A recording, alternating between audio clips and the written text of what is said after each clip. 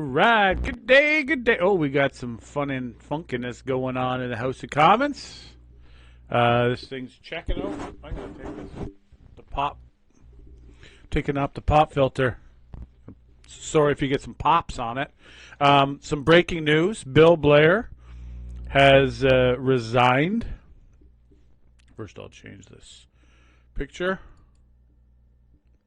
Yeah, Bill Blair has resigned from Parliament. It's very, very shaking news. The NDP has I don't want to call it poached. Oh, wrong one. Oh, we'll go with none. Could we do that one? Or are we going to go Hearth? Is that one a little bit better? Anyone? Yes. So basically we have... How are we going to go with none? We're just going to take it. No, I think... Hearth looks a little bit warmer, doesn't it? Or should we go with Action? Action looks pretty good. Oh, I guess you can't really see it. There we go. We got some nice colors. Very colorful, people. It's winter time. Bill Blair. So I could just do this. ICE agents are in Canada. I don't know what they're trying to do here. I guess they're just trying to get people all worried and concerned. It's the number one. Oh, MP Giovanni, he just headed to Washington. Carney says he was given a briefing. So Carney's aware about the briefing. It's starting in a few minutes here. The Parliament. 15 minutes, 20 minutes. Well, you know what? They sometimes... it's supposed to be two, but it sometimes goes back and forth in the time, especially... it's starting. Parliament's starting at 2:00 today. Imagine that one. Eh? It's nice for them. You know, they do have other work to do. A lot of MPs have other work to do. Some don't. Some do. If you're a backbencher, it's like, wow, what a good job. Well, if you don't like doing things, you know, if you want to research all day, you know, backbenchers. Excuse me. So yeah. Okay, there's nothing here. It's surprisingly that CBC doesn't have Bill Blair in the forefront. Bill Blair was a cop. He was a Toronto cop. He was the head Toronto cop, as a matter of fact. So his resignation comes, and it's a pretty big deal. It's a big deal, this resignation. Him leaving his seat. Is it 100% good? Because he's now the next High Commissioner to the United Kingdom.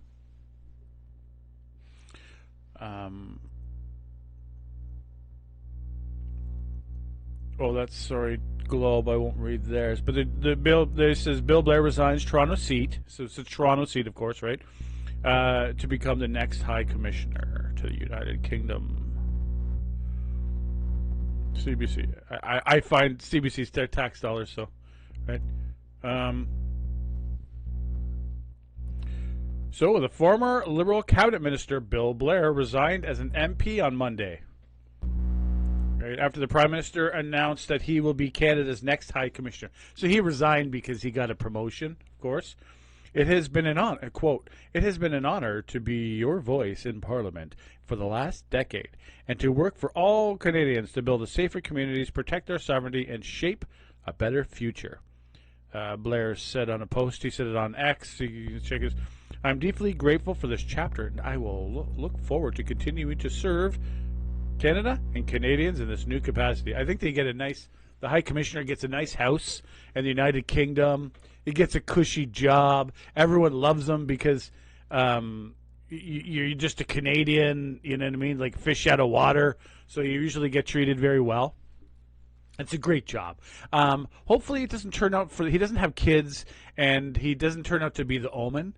If anyone watched that movie, The Omen, and if you didn't, you got to watch it. It's like 1976 is the first one, but it's really, really good. It's really good, and it's like current today. No silliness. And watch the dog. I guess you can't see it. So Bill Blair, his seat is a safe seat. 2023, he was as the updating the defense policy up until 2024. Someone with an aura is what Finance Minister Francois-Philippe Champagne said. He has someone with an aura. He has an aura. Aura. So there we go. Freeland seat. Now, MP Freeland, we all know, resigned. Now, this is a big one here as well. MP Freeland's resignation seat. The Liberals poached an NDP doctor, so they're like she from the province, and the NDP leader Stiles of the province of Ontario didn't even know until that morning. So she got like blind. Apparently, that's what she said in the meeting. She got totally blindsided. So it's like, one of these things. They got a new MP, and she's a doctor. She was a family practitioner, they call it. So she had very good credentials, I would say. She was like 2IC. She was pretty high up in. It's a shoo-in. So basically, it's a safe win for the Liberals. Maybe. But you can't ever be sure. The Conservatives last time had a really good ground game. Excuse me. They had a really good ground game in Toronto. So it's possible. And that's what it's about. You gotta hit. A lot of times people don't vote, right? People like me, like construction people that work, cashiers and stuff, they don't vote. They just don't vote. They don't see any of them, any purpose in the voting. So there's a lot of that happens, and really in Canada, as other countries as well. But that's one of the biggest problems with the NDP. The NDP used to be strong. Like you look at the 70s and the unions, and I was just listening to some economists, and they said, in the 70s, front page news was what the union rep said. The union rep would be in the front page news or in the news every day. Now he says it's like on page C12 or whatever, right? It's way in the back, and it just isn't the same as it used to be. So the NDP lost really their base as unions went away, and then all the companies moved overseas. Now they have to find a way to get people like that. And what they've been doing, and I don't agree with, is looking for the most isolated groups, and a lot of times they don't have a voice, so I got to give them credit for that, credit where credit is due. So they've picked on, they've grabbed groups, this and that. But I find that they've gone to like the guy who likes fishing and that it seems to be repulsed out of that party. I'm not totally, They're like, well, we just don't want you. They're like, well, wait a second here. You know what I mean? There's an antithesis against, it seems. I may be wrong. I hope I'm wrong.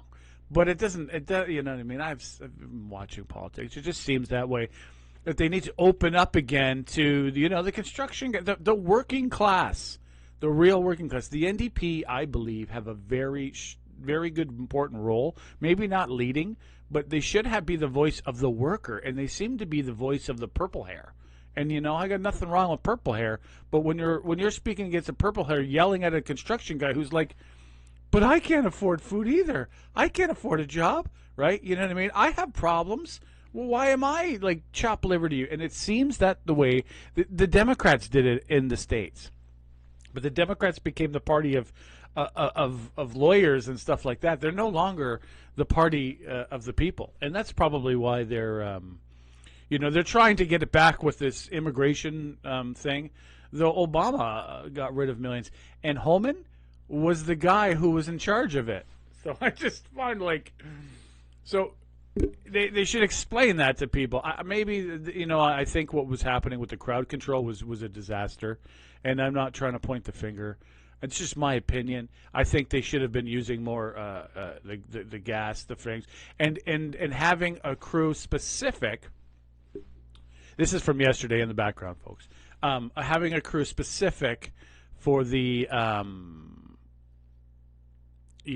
for the crowd control, and that are not the same, and they were like happier cops. You know what I mean? Guys that would laugh about the whistle every day, not the hard ones. And like a whole different department almost. You know what I mean? Even wearing like bright colors and silly looking uniforms like that it's been known in hospitals. Actually, a nurse told me this. I'm like, why are you wearing that silly like clothes? Like what's going on here? And she's like, no, it makes the patients happier.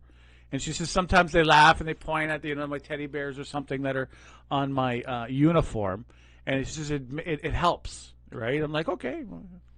I'll believe you. She works 60 hours a week, so she has and very like their, very much like their job. So that I believe they could have done, and because when the police see, like they said, is in Minnesota, they're not getting any assistance. So these harder guys, they're harder individuals because their other job is pretty tough. Getting gangbangers is not an easy job. No one's been able to do it in the country, and so these guys are the ones that are taking out gangbangers. So they're pretty tough, So I think that's what happened. I think it's all over now with with the problems. I think that they've solved that. But Obama did the same thing. This is the one thing I find funny. Billionaire. Here we go. It's the billionaire.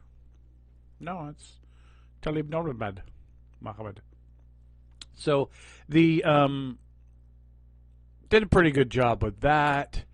I think Omen is there. It's probably going to be like quieted down. And now we're getting like, one thing I find odd. No one's talking about Iran in the media. None of these like artists are saying a word about Iran because it'll help Trump. Like, they're so biased that they just don't care about 30, 40. It's probably higher, 60,000 people from this regime, and then they just brought in Iraqi.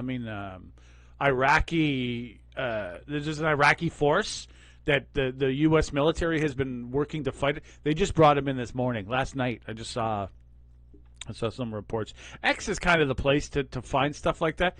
It's a bit sometimes jarring. I recommend you keep scrolling. When you see something that's slightly going to be up, just keep going, because there's a lot of stuff that people are putting on there that'll it'll ping your heart and it won't help you any.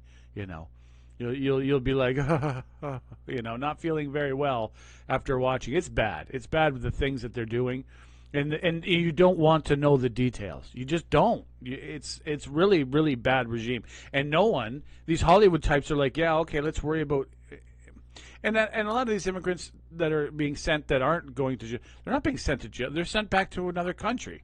They can sneak back in if they want to, They can live their own life. They're sent to a country of origin, right? It's not, I don't know. I shouldn't talk about it because it is such a hot button issue. Oh, and another one here. Anita Anand here, right below Anita Anand. She's below the Space Cafe. And the name change came because I found it was a little bit too, culture war's over. It's been won. The people won. But Anita Anand is setting up, I think this is a mistake, setting up a consulate in Nook. I think there's going to be a new Nook. Nook. New Nook.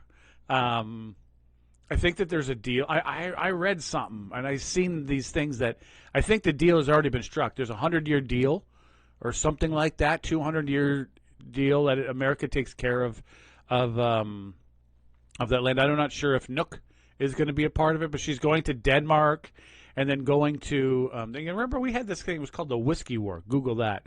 With Denmark. Denmark started claiming, they claimed Hans Island, just claimed it. And this is the problem is that Trump has been having is they say, okay, if you Google it, they say there's 150 American soldiers there. I'm not here to dispute that. But do I believe it's true? Yes, it's completely true. Believe that there's 150 soldiers, sailors. Look at like when Donald Trump Jr. Was there. There's more than 150 soldiers, officers were in the mess hall with him. And if there's officers don't do anything. They order. They make orders. So I heard some other things. You could probably do a good search and find out. There's a lot. And then with this Golden Dome, the Golden Dome is going to be huge. Billions of dollars going to be on. Greenland's going to be a large part of it.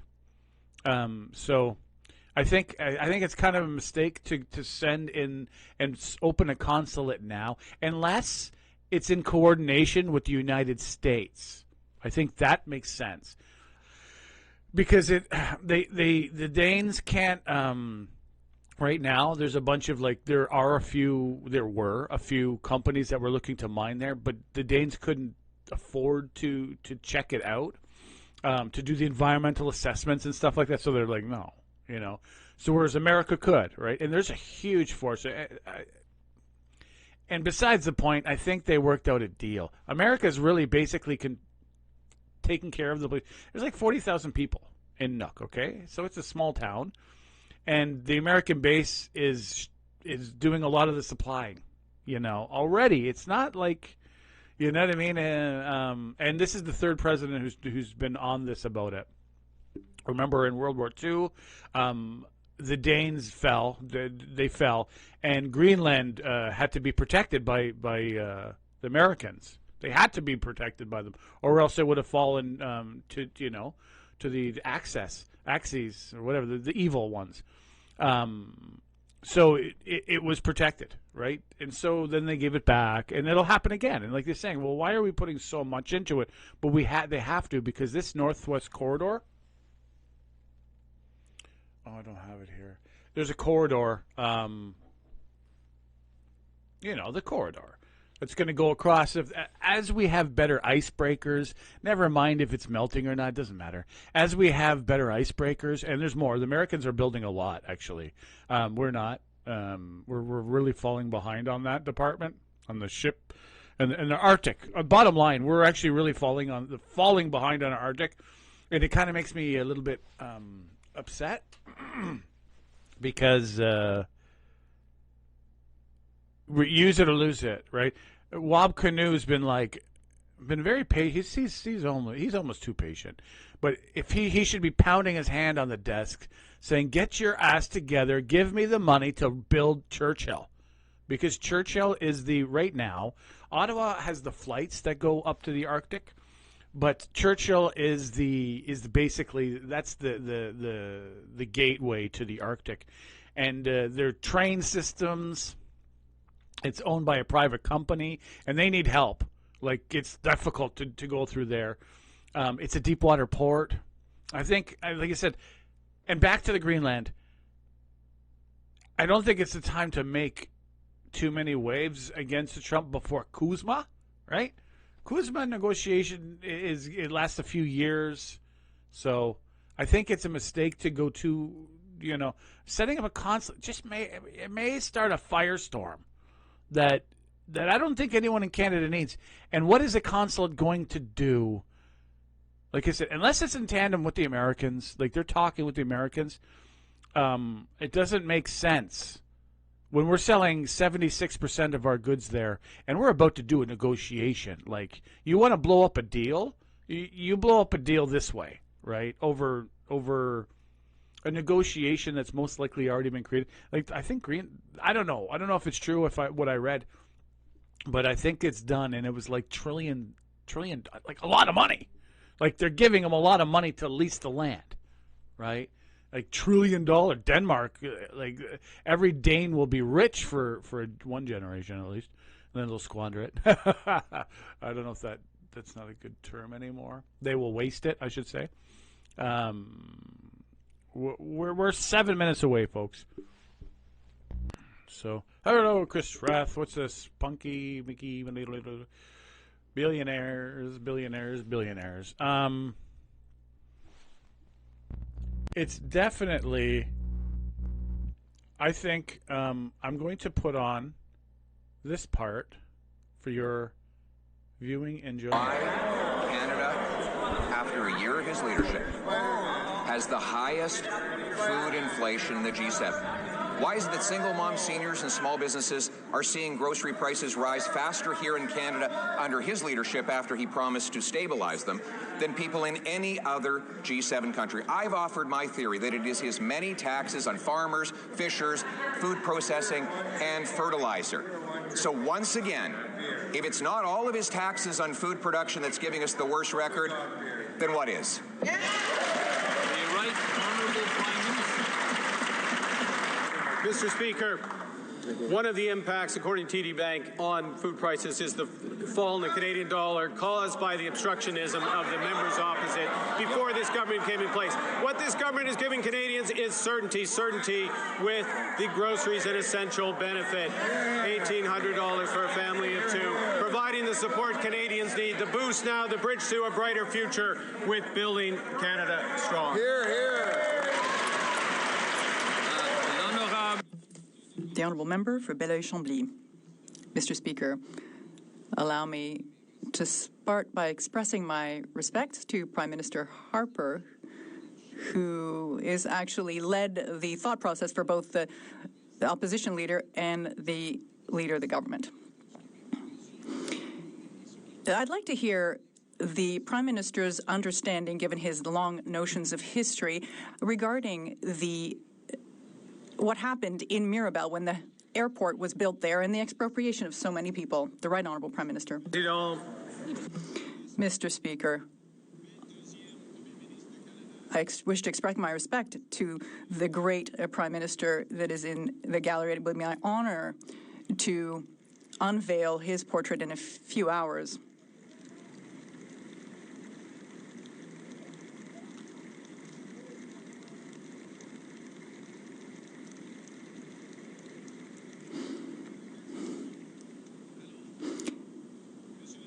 Mr. Speaker, this high-speed rail line is a major national project. It will be a national project that will be established in close cooperation with the citizens in Quebec, in Ontario. The Honourable Member for Belleuil-Chambly. I understand, Mr. Speaker, that that's the extent of what the Prime Minister knows about the trauma that was caused by the expropriation in Mirabel. And now he wants to do that all over again today. Does he believe that expropriating people without consent, by email, expropriation with no impact assessments, with no true consultation, are going to in some way reduce the trauma experienced by the people in Mirabel and the Laurentides region? The Right Honourable Prime Minister. Mr. Speaker, we are cooperating closely with the constituents in Mirabel, in Quebec, and in Ontario to have a small corridor, not a huge airport, for one project that will create over 50,000 jobs, good jobs, here in Canada. The Honourable Member for Belleuil-Chambly. I don't know any agricultural producer who thinks that his or her business is too small to be worthy of respect. You can suspend rules, laws, parliamentary privileges, suspend and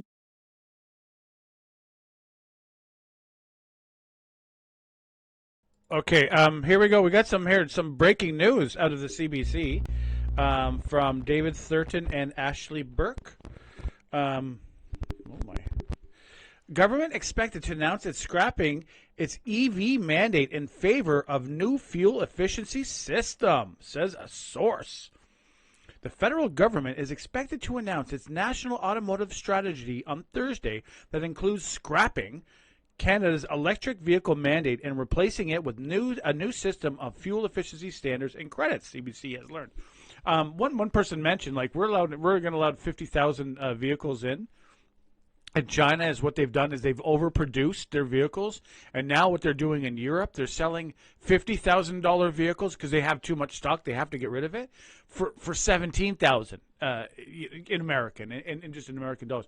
So they're $50,000 vehicles for $17,000, and they're dumping them in Europe right now. And Europe is having the companies are really angry. Obviously they're like, what the heck? They're dumping.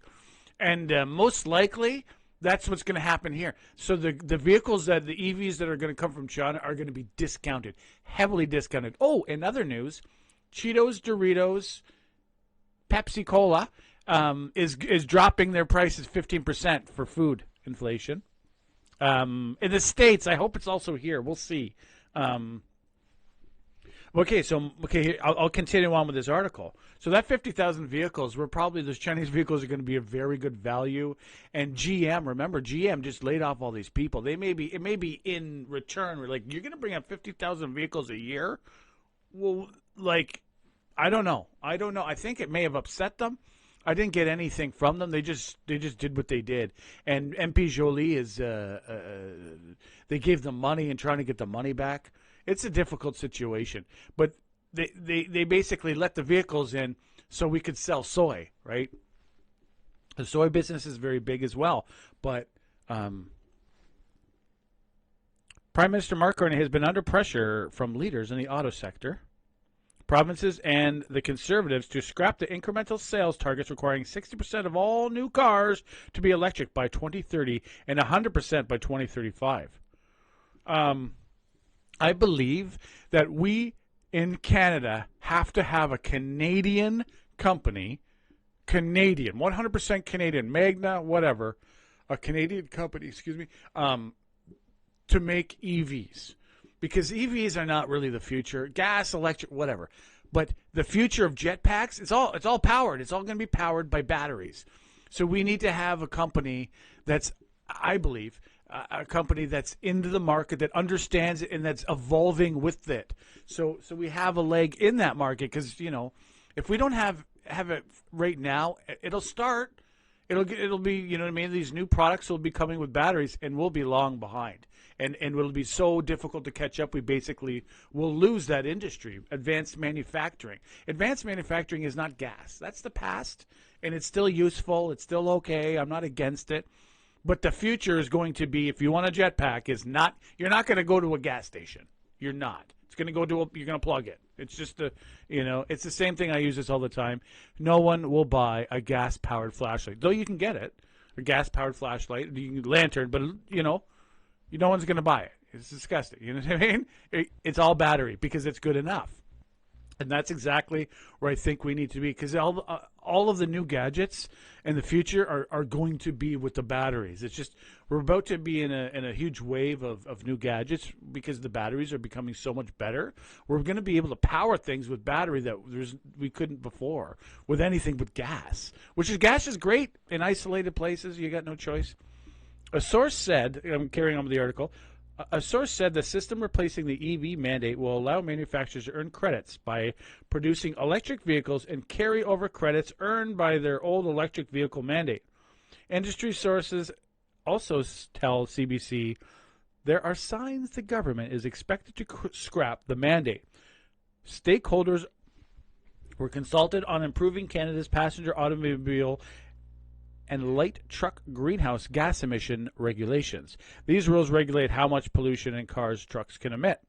It is not clear when the government will put the new system in place or if it will achieve the same emission reductions. Of course it won't. They're just scrapping it because they kind of have to. Okay. I'm going to get bigger. We're going to go live. That's not live. Hey, this guy's peeking. Hey, what are you peeking? Just get around. Thanks for watching. We're going to go, I'm going straight to Parliament right now. Now playing. Because I can't put the national anthem. I got flagged one time. So I'll sing with it. Here, they're singing.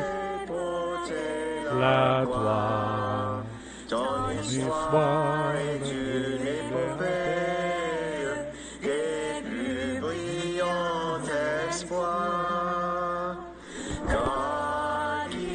I'm putting it on. I'm going to see if we can get flagged. You're going to flag me for putting on my national anthem? It was like some Colombian happy birthday.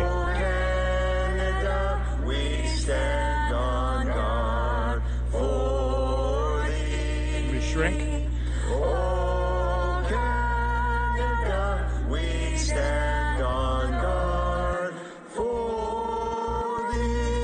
That's Almas. It's mainly Almas was picking up. They're picking up on the mic. There we go. Open the doors. Honorable. Move that up, boy. Let the doors be opened first, and then I believe the Honorable Opposition House Leader is standing on a point of order. Oh, yes, point of order already. Speaker, and I believe if you seek it, you will find unanimous consent for the following motion. There has been consultations among the various party House leaders that notwithstanding any standing order or usual practices of this House, Bill C-223, an act to amend the Divorce Act, shall be deemed to have been read a second time on division and referred to the Standing Committee on Justice and Human Rights. Ceux qui s'opposent à ce que l'honorable.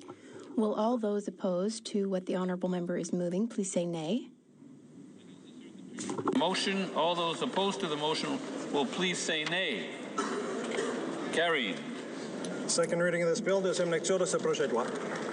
Accordingly, the bill stands referred to the Standing Committee on Justice and Human Rights.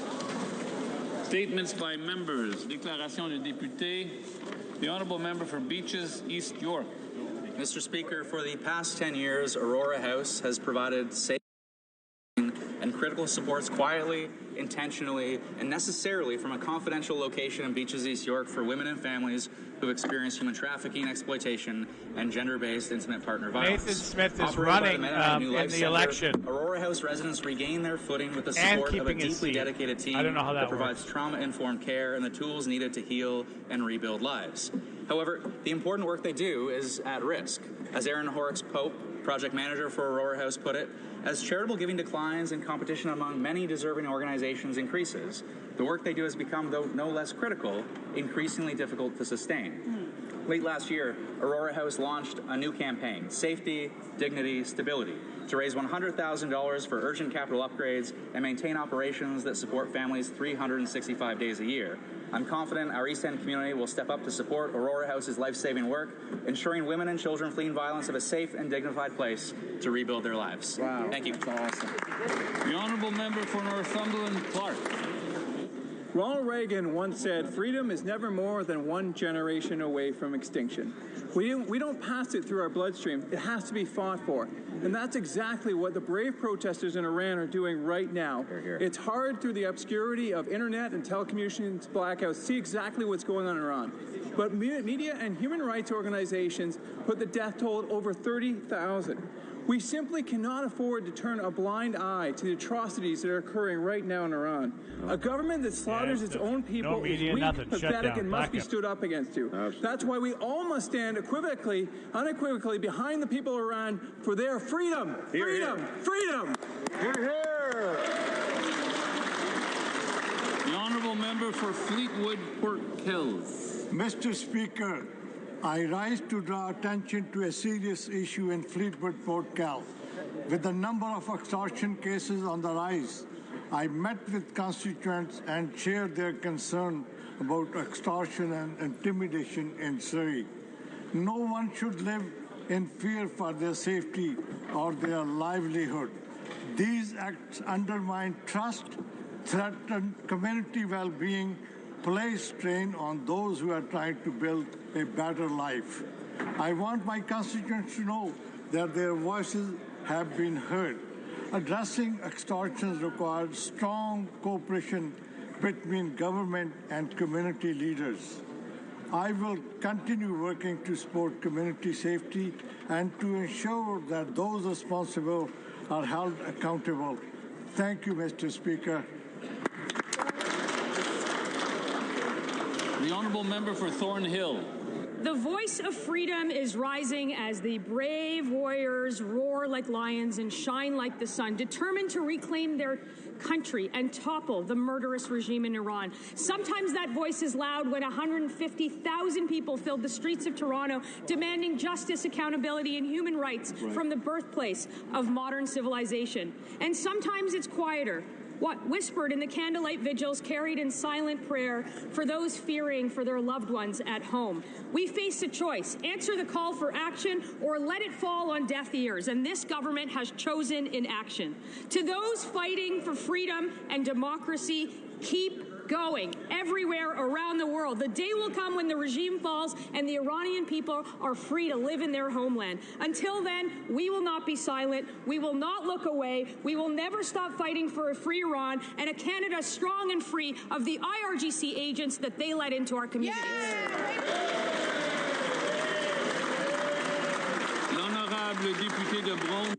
The Honourable Member for Brome-Missisquoi.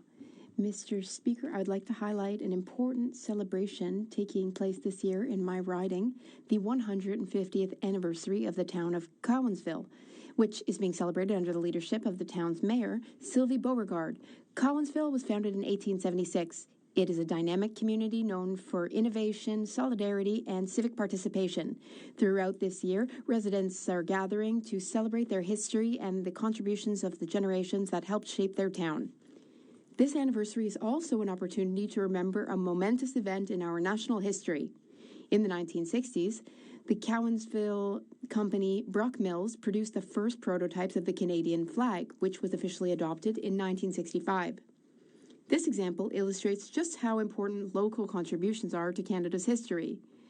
I wish the community of Cowansville and all of its residents a great celebration of their 150th anniversary. 20 years ago, Canada elected a new Conservative government led by Prime Minister Stephen Harper. The Harper legacy is one of true progress.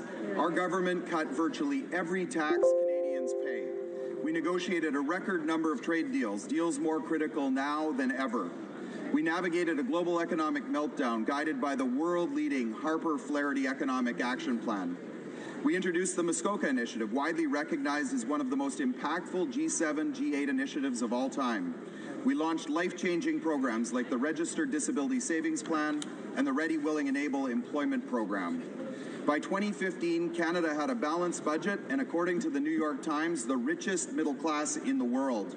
Today, that era may seem like a distant memory, but the story of our strong, principled Conservative legacy offers Canadians hope for a better future, a future guided by another strong, principled Conservative leader.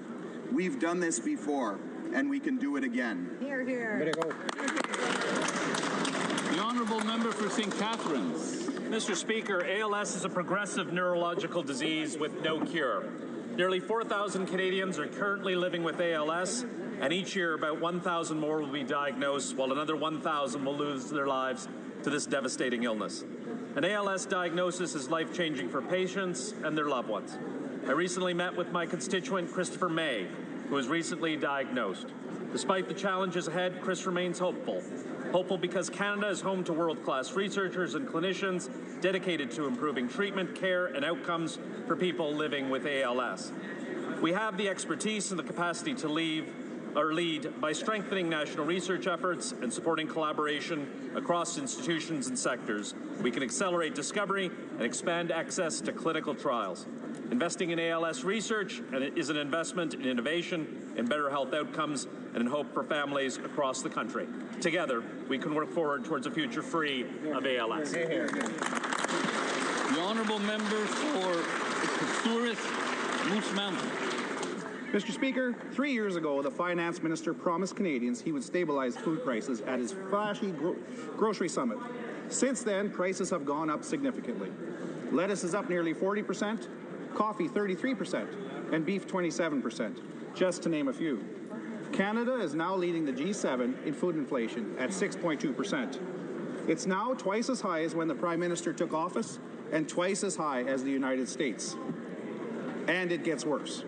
Canadians are now making 2.2 million visits a month to food banks, which has doubled under this Liberal government. Instead of working to reduce food costs, the minister is announcing yet another temporary rebate, giving some about $10 a week against grocery bills that are in the hundreds. The Liberals need to support our Conservative affordability plan, one that eliminates the industrial carbon tax and their 17 cents a litre standards fuel tax. It's time that these Liberals turn their rhetoric into results for Canadians. Hear, hear. Hear. The Honourable Member for Drummond. Mr. Speaker, let's honor the departure of an Alouette who is such a champion. Marc-Antoine Decoy is retiring after making history with the Montreal Alouettes, a defensive back on the team that won the 2023 Grey Cup against all odds. Marc-Antoine has recently become more known to the general public through TV. The charismatic former Carabin has shown that he's as comfortable in front of the camera as he is in the fourth quarter of a tough game. He was the Alouette ambassador for Quebecers, part of a team that makes a real effort to promote the French language in a unilingual English environment. It would be impossible to forget his heartfelt call during the Grey Cup in defense of his team, but also of all Quebecers. They won a Canadian championship in English only.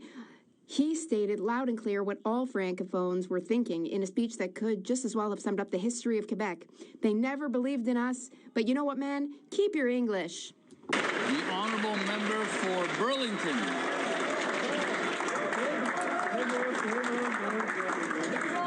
Mr. Speaker, did you watch an NHL game last night? Or how about watch the House of Commons this past week? If so, you did so thanks to technology developed and built in Burlington, Ontario. For decades, Evertz has helped shape how the world sees and understands major moments. The company has enabled news and live events to reach audiences in real time. And behind that success are about 1,800 Canadian workers whose expertise is driving change across the industry.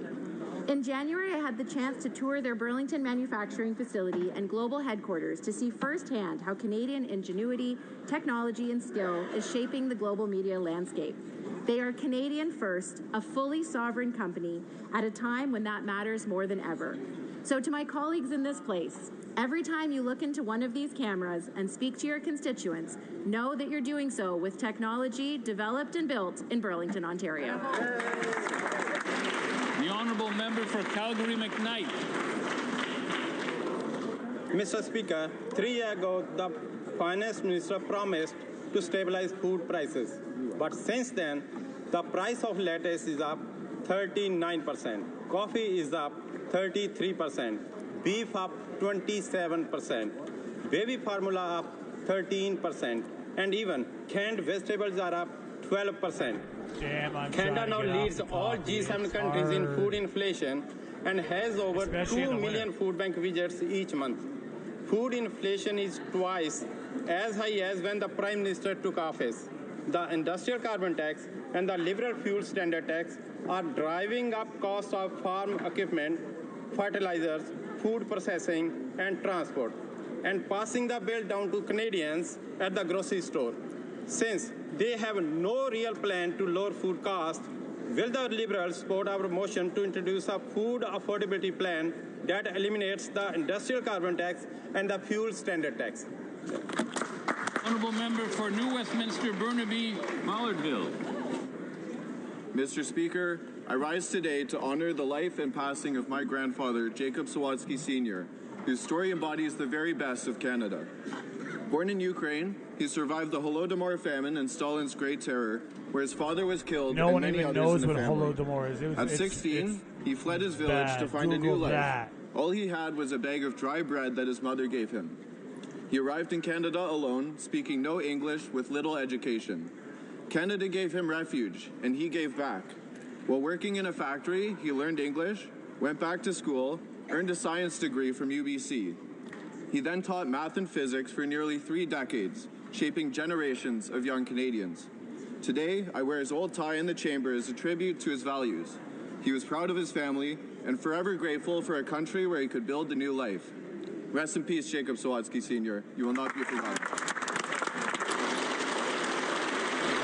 That was pretty good, right? It hit a lot of the right tones and the right notes, right? Medicine Hat, Medicine Hat. Warner. The Liberals are moving forward with their gun confiscation scheme, while at the same time the Public Safety Minister admits he can't explain the logic of his own policy, that more than $700 million will be wasted, and acknowledges that law-abiding gun owners are not the problem. Criminals using illegal guns are. Trudeau Liberals promised fair compensation, but now the program is capped. Valuations are half of before, and only about 15% of the more than 2 million guns actually are expected to be compensated. This government continues to target the wrong people, despite the majority of Canada's provinces and territories and most law enforcement agencies officially rejecting any role in enforcing this misguided policy, meaning there are no one to even collect these guns. Gun crime is up 130%, while the Liberals fail to secure the border, reduce penalties for gun crimes, and allow repeat offenders back on the streets. It's time for this government to scrap this wasteful, politically motivated, ideological program and invest in real public safety. The honourable member for Oakville West. Mr. Speaker, it's with great sadness that I rise to honour the life and legacy of Department Captain Stuart Campbell of Oakville Fire Department, who has passed away at the age of 56 after a courageous battle with occupational cancer. Captain Stu has served the Oakville community for more than 30 years, spanning most of his career at the Bronte Fire Station. He served with pride, courage, compassion, unity, and honor, showing an unwavering commitment to his brothers and sisters at the Oakville Fire Department. His passing is a reminder of dangers and occupational risk of our first responders faced in the line of duty, and our duty in turn to ensure the safety of our first responders. On behalf of the people of Oakville West, I thank Captain Stuart Campbell for his service and mentorship to the community. You will be remembered. To Stuart's wife and his two daughters, and to all who loved him, I offer my deepest condolences. Please know that his service, sacrifice, and legacy will never be forgotten by this community. Thank you. The honourable member for Quebec-Matquac. Mr. Speaker, Canadians are a resilient people who believe that if they work hard, care for their neighbours, and contribute to their communities, they should be able to build a good life. Canadians are now feeling overwhelmed and weighed down, wondering how they will afford a home, put food on the table, or plan for tomorrow, but hope is not lost. It is found in our foundations as a nation, in the shared values that bind us together, in the enduring belief that a better country is built through hard work, good policy, and steady leadership. Conservatives are united by our belief in a shared dignity and opportunity. We believe government should let Canadians thrive. We need to let the farmers farm, let the producers produce, and let the workers work. Those are the very ones that help to build this country, and they will be key to our nation's comeback. And when this House puts forward serious, effective ideas that truly help Canadians, Conservatives will work in good faith to fast-track those results. Because we believe in Canada, we will always put our fellow Canadians ahead. And they cut him off when they go over time, and he went over time. This February marks 30 years of Black History Month in Canada. We reflect on the historic barriers Black communities have faced in North America. We recognize the sacrifices made during the Civil Rights Movement. Grâce à elles et eux, nous avons aujourd'hui. Thanks to them, today we have essential rights and freedoms. We have many representatives for my riding: WIPCA, Youth Stars, Overture for the Arts, Playmass, and many others. Merci pour votre contribution à notre... Thank you for your indelible contribution to our community. The leaders of these groups and other groups are mentors for future generations. They empower the next generation of Black leaders, and they pass on the legacy of giants who came before them. This work can't be done alone. J'encourage toutes... I encourage everyone to participate. Help youth dream big and reach their full potential. Thank you, Mr. Speaker. Bravo. Oral questions, questions orales. The honourable member from Mégantic-L'Érable-Aubinière.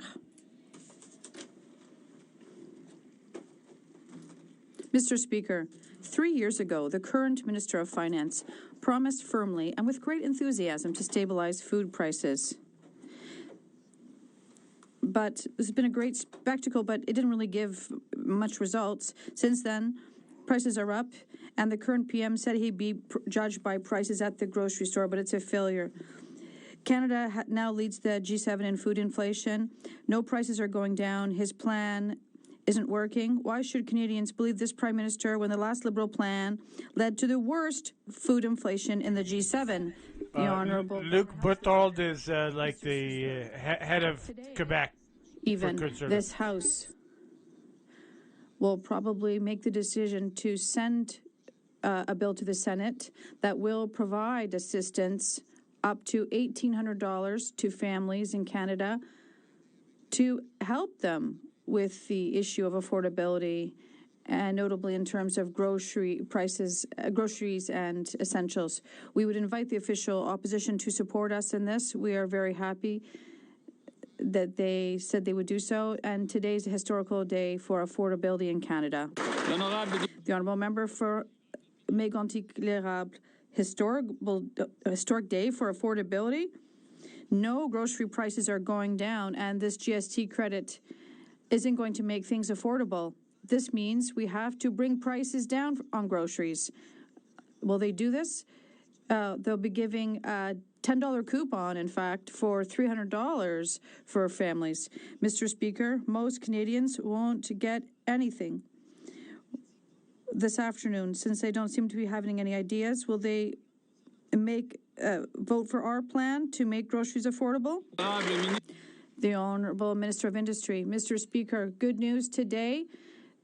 The Conservatives will vote in favor of our plan to help everyday Canadians to pay groceries, an important plan that will make sure that they'll receive $1,800 per family across our country for the most vulnerable families. So I'd like to thank the Conservatives for seeing the light finally, and to recognize that our plan is working. Member for Chilliwack Hope. The Finance Minister promised 3 years ago that he had a plan to lower food prices.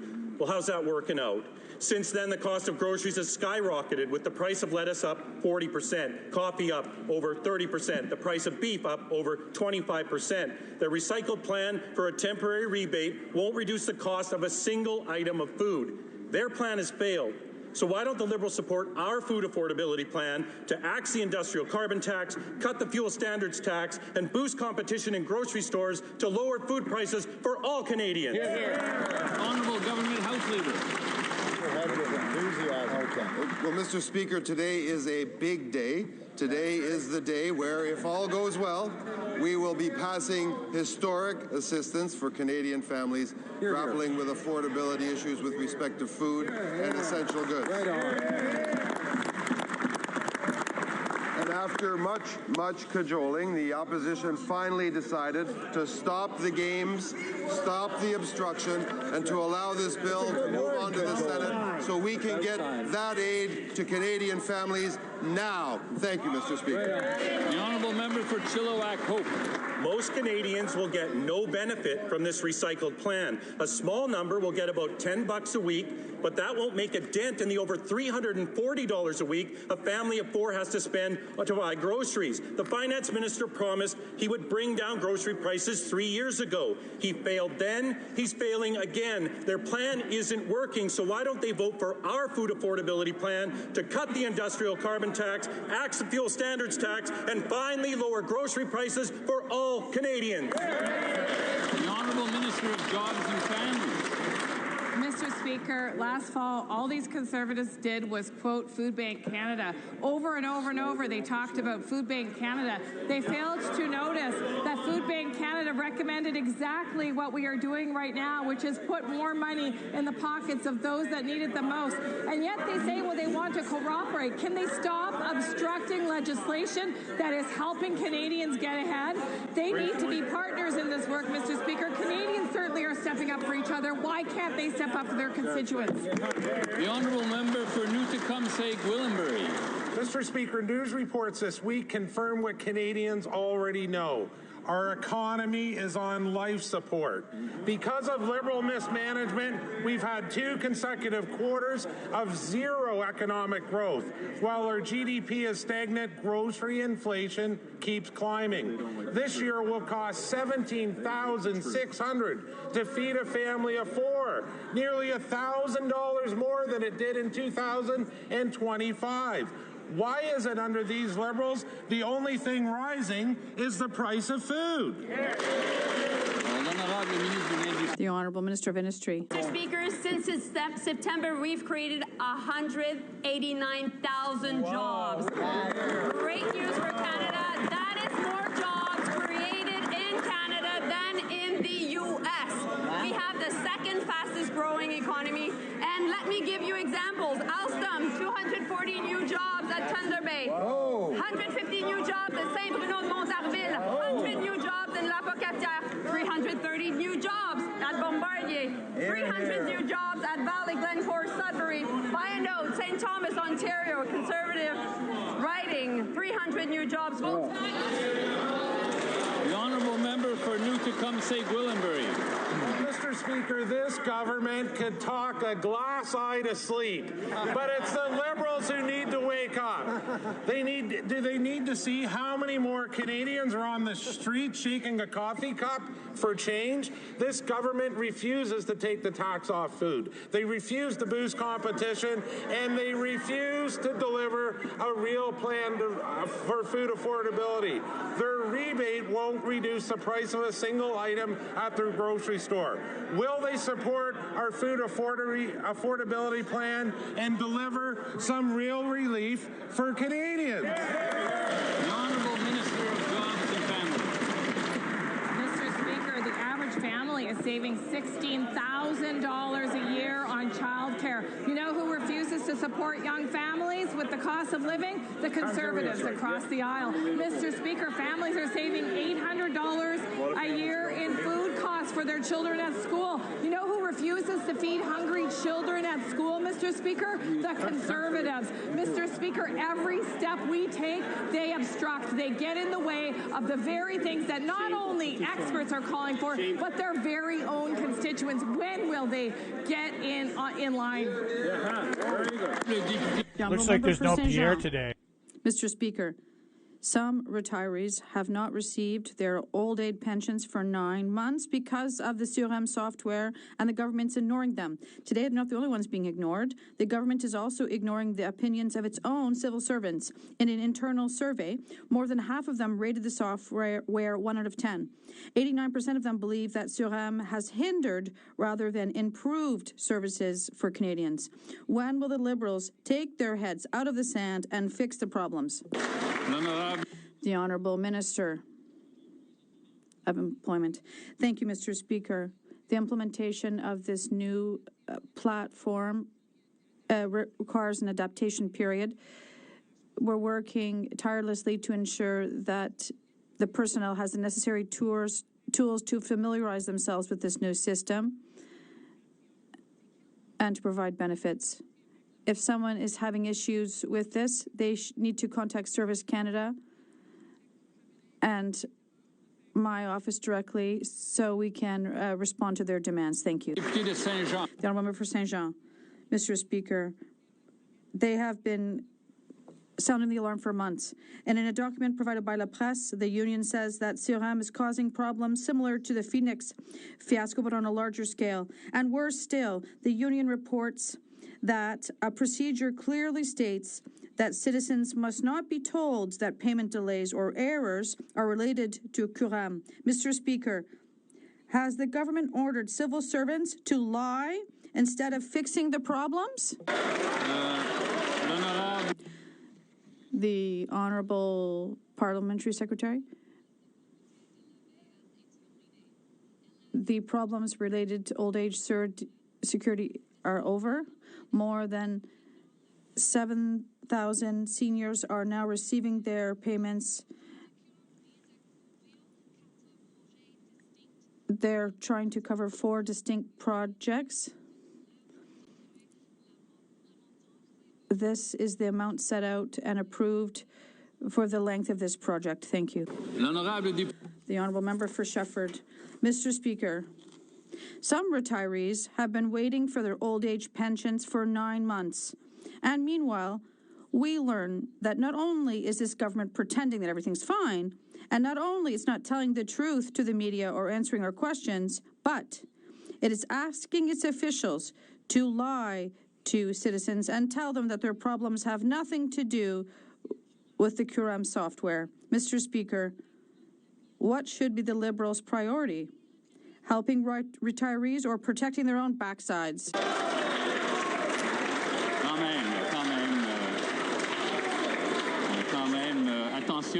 Be careful. Decorum, please. The Honourable Minister of Employment and Families. Thank you, Mr. Speaker. Our cabinet did reach out to the member across the way, but we did not receive a reply. if they have urgent cases to be resolved, I would ask them to contact me so we can reply to them. I'm ready to help out their constituents. Thank you. For King Vaughan. Seniors built this country, and now they must make the tough decisions between buying groceries or medication. They can't absorb these costs, and they can't afford to skip meals. 3 years ago, the finance minister promised to stabilize food prices. Another broken promise. Canada has the worst food inflation in the G7. Wow. The Conservatives have the solution. Cut the industrial carbon tax, cut the fuel standard tax, give the supermarkets genuine competition.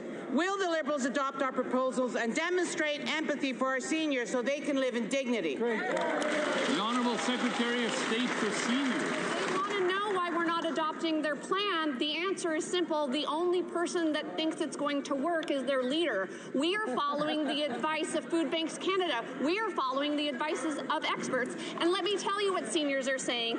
Dava Houston says, seeing a lot of talk about the grocery rebate helping no one. As a senior, I disagree. This benefit is specifically targeted to help those of us on fixed incomes navigate high food prices. It's a floor for people who built this country and need it.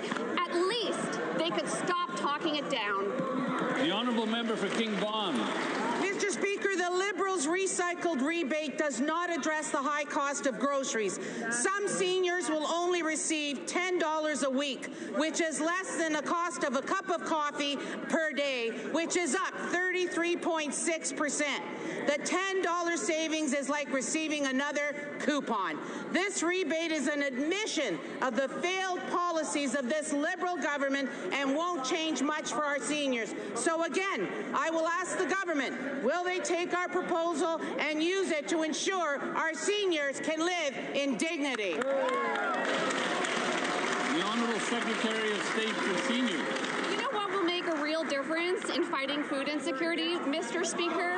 Ensuring that seniors have the money in their pockets that they need to be able to buy groceries, to be able to buy toilet paper and coffee and these kinds of items over which the government has no control. We're controlling what we can, and that is ensuring that seniors have the money that they need to afford the essentials they need. That is also why we are ensuring that 1 million lower-income Canadians can access the benefits that they're entitled to with automatic tax filing.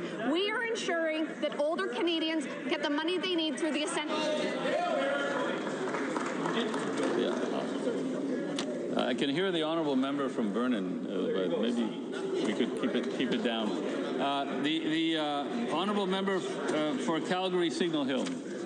Mr. Speaker, while Liberals talk about elbows up, average Canadians see only the price of groceries up. Food price inflation has doubled since this Prime Minister took office. The percentage of seniors using food banks is up 22% over 5 years, forcing seniors to choose between meals and medication. Conservatives want results. Will the Prime Minister work with us to boost competition in grocery chains and eliminate the industrial carbon tax and the fuel standards tax to bring food prices down? The Honourable Minister for Emergency Management and Community Resilience. Mr. Speaker, the Conservatives have spent the last 2 months going on and on talking about food banks, but they really need to listen to them. I was in Edmonton last weekend, and I met with people on the ground at food banks, and they were praising the Prime Minister's announcement and saying what a huge benefit it would be to people actually on the ground in ridings in Alberta, including Conservative ridings. Conservatives should support a benefit that will help 1.3 million Albertans, including those in Conservative ridings. Thank you, Mr. Speaker. The Honourable Member for Cambridge. Mr. Speaker, the grocery inflation crisis is tearing apart families and tearing apart our communities. I received a letter from a senior citizen in Cambridge whose son had to move back home because he couldn't afford the cost of living. He wants to get married, but can't even move out of his mom's home to buy his own, start a family, have children, and be able to feed them. With lettuce up 40%, beef up nearly 30%, and canned vegetables up over 10%, there's simply no money left for anything else in life. This government's been all sizzle and no steak when it comes to food affordability. When will this Liberal government stop with the empty words and start cooking up some real solutions to bring down the price of groceries? The Honourable Secretary of State for Combating Crime.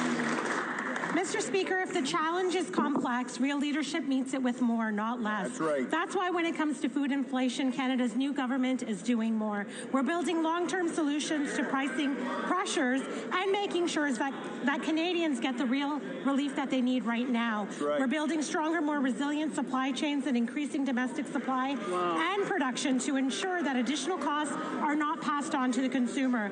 That will take time, Mr. Speaker, but while we're doing that, we're also going to make sure that Canadians get 5 years of support, over $1,890 a month for a family.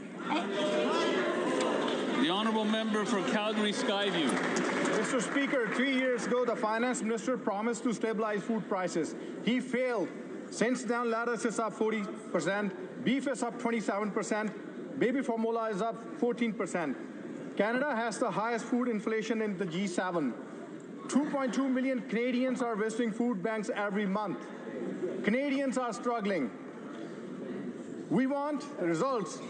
Will the Liberals support our motion for a food affordability plan that removes industrial carbon tax, fuel standard tax, and increases competition in grocery stores? Yes or no? The Honourable Parliamentary Secretary to the Minister of Immigration, Refugees and Citizenship. Mr. Speaker, they've mentioned beef, they've mentioned coffee, fruits, and vegetables. The Bank of Canada has affirmed what we already know. They made clear that import costs are crucial when it comes to food inflation. And which kind of import costs in particular? Climate change, Mr. Speaker. Dramatic weather events around the world and domestically. It's obvious, Mr. Speaker, when you have more... It's the weather, man! When you have more droughts, it affects food production. It affects the size of livestock as well. Mr. Speaker, let's be serious about the solutions at hand. Let's work together to build up the economy. Canadians expect it. Let's meet this moment right now. Yes! Do you feel the gas? The honourable member for Portneuf, Jacques Cartier. Mr. Speaker, I invite the Liberal government to talk to Canadians to find out how much the cost of living is hurting them.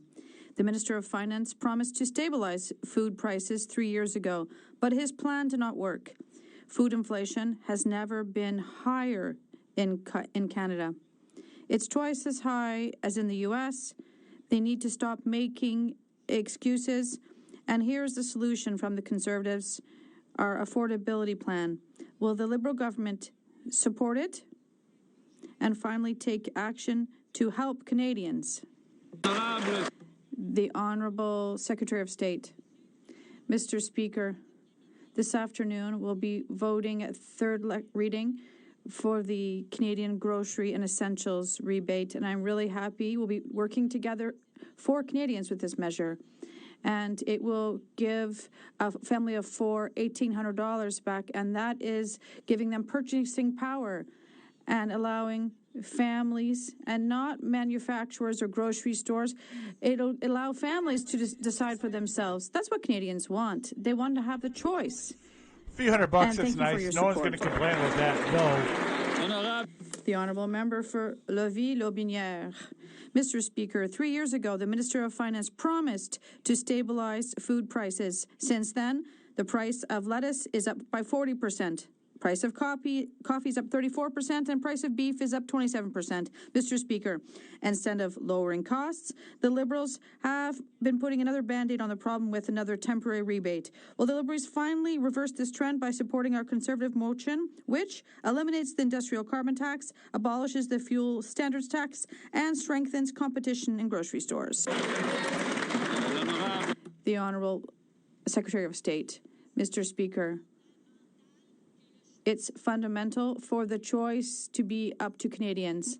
And it's so important that we're not only working to approve this grocery rebate, but we're also rebuilding our economy to tackle this trade war that we never hear them talk about. So this is a whole system that we're tackling to give back purchasing power to Canadians, and we have to do this together. Thank you, Mr. Speaker. The Honourable Member for Saint-Hyacinthe-Got-Acton. Mr. Speaker, the Prime Minister placed great emphasis on diversifying trade at Davos, and he was right to do so. Yet, he himself is blocking a trade agreement with Taiwan. Taiwan's representatives in Canada have confirmed that all pages of the agreement have been initialed by both parties, and the document is ready and printed in 3 languages. The only thing that's missing is a PM signature, and it's been stuck in his office for 9 months. Is Ottawa abandoning agreement with their reliable partner because they're afraid of their new Chinese friend? The Honourable Minister of Trade. Mr. Speaker, as my colleague has said, the government is determined to extend its trade partnerships across the world, and particularly in the Indo-Pacific.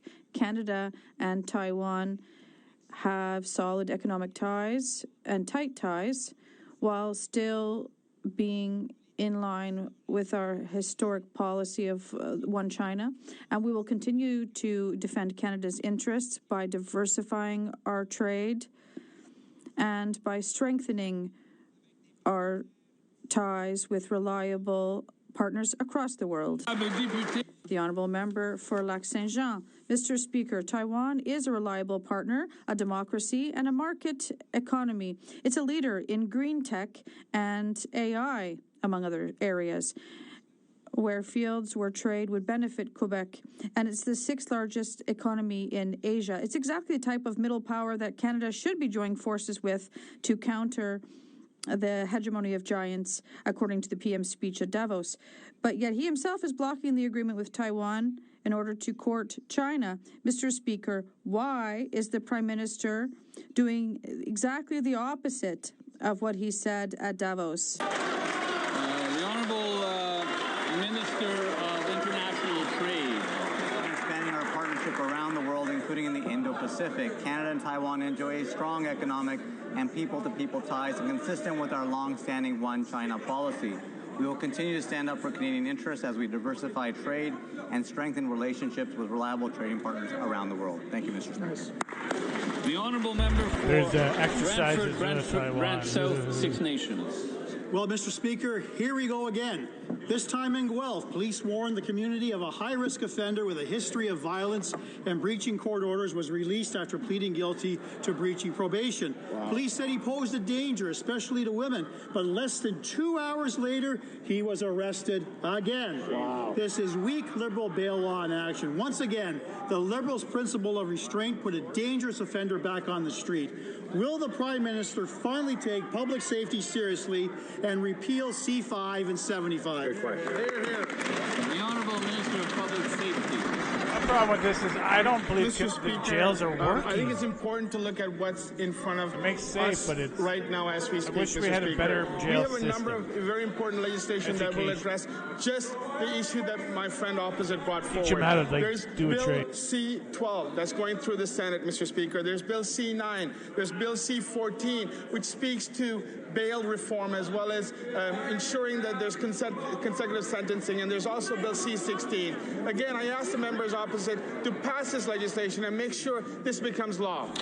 And drug testing. Major drug testing has to be done on people that are, Mr. Speaker, this dangerous release happened for only one reason. Liberal soft on crime laws are still on the books, and this government refuses to repeal them. Time after time, Liberal laws put repeat violent offenders back on the street, ignore police warnings, and put Canadians in harm's way. Conservatives, on the other hand, are ready to work with anyone in this House to put public safety first and end these dangerous policies. 100%. Will the Prime Minister finally get serious about public safety and work with us to repeal these laws, yes or no? I'd like to see AI and much more intrusive policing, but a lot of people don't agree with me. But dangerous people who commit serious crimes should not be allowed to roam freely in our streets where they can reoffend. Now, Mr. Speaker.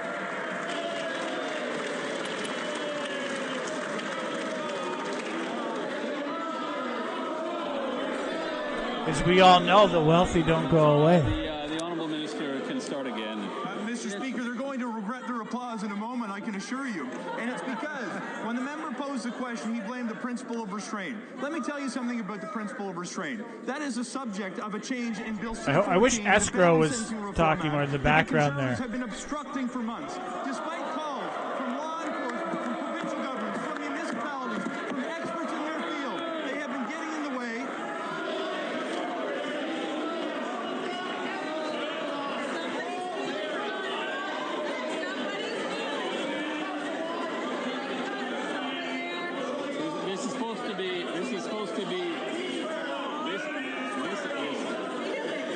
This is supposed to be an exchange of ideas. The minister may continue with his answer. Mr. Speaker, after months and months of obstructing bill reform in this country, we've finally seen a spirit of collaboration. My only hope is a spirit that their leader seemed to embody during his opening remarks at this session will be what carries the day instead of the nonsense we're seeing today on the House. The honourable member for Central Newfoundland. On January 27th, Charlottetown police responded to a violent home invasion involving assault, an imitation firearm, and chemical irritant. 2 individuals known to the victims were arrested. One of the accused is facing multiple charges, including, with no surprise, failure to comply with conditions of release and probation. The Liberal soft-on-crime principle of restraint continues to put dangerous offenders back on the street. So will this government repeal C5 and C75 so that Canadians can once again feel safe in their home? I would like the more recidivism to be their focus. My personal thing with it, because this is rehabilitation. Such a thing. Jesus said. Agenda. We have 6 different Ask bills Jelly Roll. going through this House right now that are all tackling the situations that the member has been mentioning. It's been 8 months since we put in place C2, and we've been waiting on the Conservatives for their cooperation to pass lawful access measures, which would help police in their investigations. We've been asking for help on cracking down on fentanyl, Mr. Speaker, and tackling organized crime. But they've been stalling and they've been obstructing all along. I hope they'll get on board and work with us. We know it's organized crime and drugs are the biggest reason of all these Last week, a problems. man in Woodbridge was gunned down in broad daylight. This week, a home in Vaughan was targeted for a shooting for the 4th time in 5 months. Now, the York Region Police Chief has said they will not participate in the federal Liberal government's gun grab because it does not address the underlying sources of gun crime. Most provinces and territories have opted out. Dozens of police services have now refused to participate. So, with little support from the police and provinces, will the Liberal government finally end this ideologically driven scheme and focus on stopping illegal guns and repeat violent offenders? Good question. The Honourable Minister of Public Safety. Mr. Speaker, last week when the Prime Minister met with First Ministers across Canada, all 13 of them unanimously asked for this House to pass Bill C-14, Mr. Speaker. The party opposite is talking about tough on crime, but they refuse to pass the legislation that's required for bail reform. That's going to make consecutive sentences. That's going to ensure the safety and security of Canadians, Mr. Speaker. Enough talk and we need action, Mr. Speaker. I urge the party opposite to pass Bill C-14. Honourable Member for Long Range Mountain. Mr. Speaker, while violent crime and extortion continue Crime to rise is across down Canada, to the lowest levels in the keeps targeting 1900s. law-abiding Canadians instead of criminals. Military Most patrolling the provinces streets. and territories have told the government they will not participate in the Liberal gun buyback. In Newfoundland and Labrador, the Premier has been clear. The Liberals, and I quote, should focus on criminals, not law-abiding hunters and our way of life. Dozens of police services have said they will not help carry out this program. Even the minister responsible admitted in private this was a bad idea. Will the Liberals end this wasteful scheme, stop the gun grab that punishes law-abiding Canadians?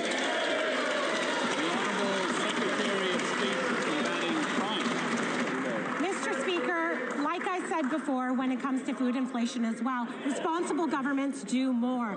That is why we're also seeing an uptake and people wanting to surrender their prohibited weapons. Over 22,000 people have signed up to get their guns out of our communities. That's progress, Mr. Speaker, but also, in addition to that, we've put major investments into our borders to catch illegal guns and get them off our streets. We've also put forward measures in our legislation to help the police catch criminals and help them with their investigations. But the Conservatives have been obstructing all of those measures, Mr. Speaker. I'd ask them to allow C2 to come to a vote. The honourable member for Brampton Centre. Mr. Speaker, from rank-and-file officers to police chiefs, law enforcement from across Canada has asked Parliament to quickly pass Bill C-14, the Bail and Sentencing Reform Act, to better address repeat violent offenders. From my own community of Brampton, Mayor Patrick Brown and Peel Regional Police commend the government for their work for listening to our communities. Can the Minister of Justice explain how Bill C-14, the Bail and Sentencing Reform Act, delivers on those requests and protects communities? She's new. I didn't know where she was from. Mr. Speaker, I'd like to thank my colleague for her question and for her advocacy for stronger criminal laws to help protect her community. The reason that members of her community are commending this bill is because they see the feedback that they provided in the process reflected in the text of the bill. It was through feedback from law enforcement that we figured out how to best deal with violent repeat criminals when bail hearings come up. It was through engagement with provincial governments we better understood how we can improve the process of bail hearings and sentencing. I want to thank in particular Mayor Patrick Brown for his advocacy for tougher criminal laws. By working together with provinces, with municipalities and law enforcement, we can build safer communities for every Canadian. Very good. The honourable member for Kildonan St. Paul. Canada's economy is on life support and the country is in recession watch, Mr. Speaker. That is the international headlines in Bloomberg. GDP per capita was essentially flat in 2025, and the Bank of Canada expects just 1.1% growth next year. Businesses are postponing expansion, investment is forecast to be weak, and this is very bad news for Canada's jobs. We need a significant transformational plan, but none appears in this legislative agenda from this government. When will they introduce a plan to keep Canadians out of a recession, Mr. Speaker? Well, I thought we were going to build stuff. I have a lot of time and respect for my colleague, but she's not referring to all the important data, because the data shows that there's been increase in wages year over year, 3.4%, while the inflation was at 2.4%. So basically wages are increasing more than inflation. And at the same time, in December, the Bank of Canada maintained its interest rates to 2.25%, and the governor mentioned that the economy was proving resilient. We have created 189,000 jobs more than the U.S., Mr. Speaker. The honourable member for Kildonan St. Paul. The bottom line is, Mr. Speaker, the threat of a recession is real, and nothing this government has done is going to address the economic issues we're facing. StatsCan reports manufacturing is being deeply impacted. In November alone, GDP fell 12.6% in the auto sector. That's thousands of layoffs already. Without significant action to grow the economy and protect Canadian jobs, Canada could very well fall into a recession. Conservatives have proposed lower taxes, removing barriers so that we can grow faster than ever, and cutting red tape. So when will the government see a real plan to ward off recession and protect Canadian jobs from this government? The Honourable Secretary of State for Financial Institutions. Mr. Speaker, Canadians can't cast that Conservative leader's slogans. Last week, we announced a Canada Groceries and Essentials benefit that will put up to $1,900 in the pockets of working families. Mr. Speaker, on this side of the House, we have a leader with world-class business and economic experience.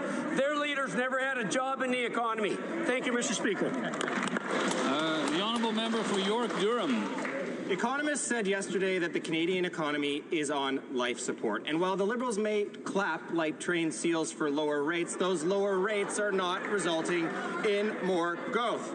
Respectfully, a GST rebate will not revive this patient. The emissions cap, the shipping ban, and other anti-development laws are binding the hands of Canadians that would build our country.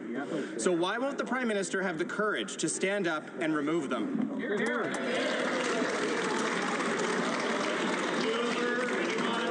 The Honourable Minister Mr. for Natural Resources. Some good news. The CER just announced the Gordon to Taylorville pipeline is being built. The CER just announced support for the Sunrise pipeline. The pipe mill in Regina is opening to build pipe again. We are building Canada strong. The honourable member for York-Durham. The minister enjoys illusions because the Major Projects Office has not given approval to one project yet. Instead, let me give him some other news. BNN Bloomberg reported that my home province of Ontario is the sick man of Canada, with lower standards of living than anywhere else in the country. In fact, by every objective measure, Ontario is doing worse now than it did when the Prime Minister was elected. And that is increasingly because they cannot get a deal with the United States. That's a serious question, and it deserves a serious answer.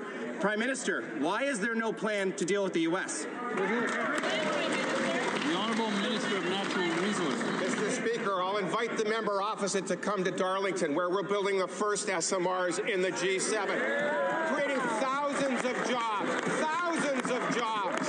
thousands of jobs. We are a leader. We are building Canada strong. The Honourable Member for York Centre. New research from Rosenberg says Canada's economy is on life support. Per capita GDP is falling, construction's flat, and the economy may shrink by 0.5%. Food inflation is out of control, and billions of dollars are fleeing south. Because of these Liberals, Canada is now on a recession watch. Conservatives are ready to work with the government to repeal anti-development laws to get our economy going. So will the Prime Minister work with us to build big and build quickly, or will his legacy be one of the worst economies in recent history? The Honourable Parliamentary Secretary. Mr. Speaker, I call on Conservatives, yes, to work with us. And we can work together for the betterment of this country, Mr. Speaker. What did we see yesterday? If they don't want to listen to Liberals, that's fine. They should listen to Prime Minister Harper, who called on us in a moment of crisis, a moment of rupture for this country, to do what's right for Canada. We have an opportunity. We saw the Conservatives support the Essentials benefit. Will they support now the budget that can support his community and mine and all of ours? It's up to them. What are we going to do? Honourable Member for York Centre. Almost a year since the election, the Prime Minister should be judged not by his words, but by his actions. He didn't get a trade deal. He doubled the deficit. No new pipelines approved. Interprovincial trade barriers remain. We have the highest food inflation in the G7, with 2.2 million Canadians at the food bank. We need to start building pipelines and sell Canadian energy. Hear, hear. So will the Prime Minister work with us to repeal Liberal anti-development laws, or will Canadians continue to suffer a Liberal economy that is on life support? I like that MP. He's looking a lot healthier than the last time you seen him. He's looking better. He's speaking better. There's a plan in front of this House to create $1 trillion of investment in Canada. There's a plan before this House to continue to build the kind of infrastructure that my colleague just referred to. There's a plan before this House that would deregulate, that would free up, that would invest, that would make Canada the most attractive tax investment destination in the world. It's called the Budget Implementation Act. If we bring that bill today, will that party support it? Yes or no? The Honourable Member for Louis Saint-Laurent-Kewanrock. Mr. Speaker, the prestigious firm Bloomberg has said very clearly that the Canadian economy is on life support and that the country is in recession. That's Bloomberg saying that. In one of the articles, it says that on housing, if we look at recent years, residential housing spending has remained stagnant. Mr. Speaker, Canadians deserve better. We are ready to work with the government in order to lower inflationary taxes. Will this government do that for Canadians who want real results? The Honourable Minister. We are very pleased, Mr. Speaker, that our colleague is offering to work with the government in order to improve the economy, in order to ensure that we are a country with historic foreign investment and domestic investment, in order to create a more resilient and stronger economy, to create jobs in all professions across Canada. I look forward to that support from our colleagues, and I would encourage our colleagues to support the Budget Implementation Act, because that is the plan that my colleague just described. The Honourable Member for Louis Saint-Laurent-Kewanrock. Mr. Speaker, Canadians want actual results. They are impatient. These people have been in power for 10 years, but meanwhile, the economy has gotten worse. That's the reality. Food inflation is affecting all Canadian families. We have the worst food inflation in the G7. The minister knows that. He should be ashamed. The Bank of Canada has stated that businesses are delaying their expansion plans, and investment will be low. When will this government take concrete measures and lead to real good results for Canadian families? The Honourable Minister of Industry. Mr. Speaker, as my colleague knows very well, we have a plan, and that plan is called the Budget Implementation Act. For too long, we've been seeing obstruction from the other side, from the Conservatives. During this difficult time, where we know that geopolitics are going through a difficult period, we know that Canadians throughout the country are facing financial difficulties.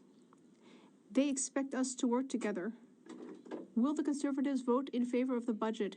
Yes or no? The Honourable Member for Chicoutimi-Le-Fjord. Mr. Speaker, the Prime Minister promised that Canada would see the strongest growth in the G7. 1 year later, nothing has been done to reduce red tape, and no anti-development laws have been repealed. On the contrary, the obstacles are only getting worse. According to Bloomberg, the Canadian economy is now in a recession, and people can feel that. Will the Prime Minister finally bring in a plan which will enable Canadians to build, invest, and work?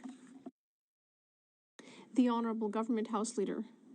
Mr. Speaker, what people in the Saguenay-Lac-Saint-Jean and elsewhere in Quebec and Canada want is a plan, an economic plan, the Prime Minister's plan, the plan they voted for, the plan that is currently before this House. The plan. The Conservatives are constantly blocking this Prime Minister's economic plan. We are urging them to cooperate with us. We succeeded with C-19. We can help Canadians. And we are urging them to pass Bill C-16 and the Budget Implementation Act, the Prime Minister's plan to build Canada. The Honourable Member for Terrebonne. Mr. Speaker, February is Black History Month, which is an opportunity to pay tribute to the Black Canadians who have built our country and shaped our future. This is the 30th anniversary of the official recognition of Black History Month, and the theme is honoring Black brilliance across generations, from nation builders to tomorrow's visionaries.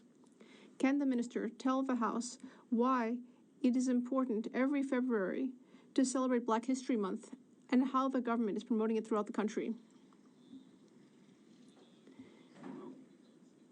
The Honourable Minister of Identity and Culture. Well, first of all, I would just like to state that the member herself, who was elected in Terrebonne and has made history herself by becoming the youngest Black MP in the history of Canada. That is a remarkable accomplishment.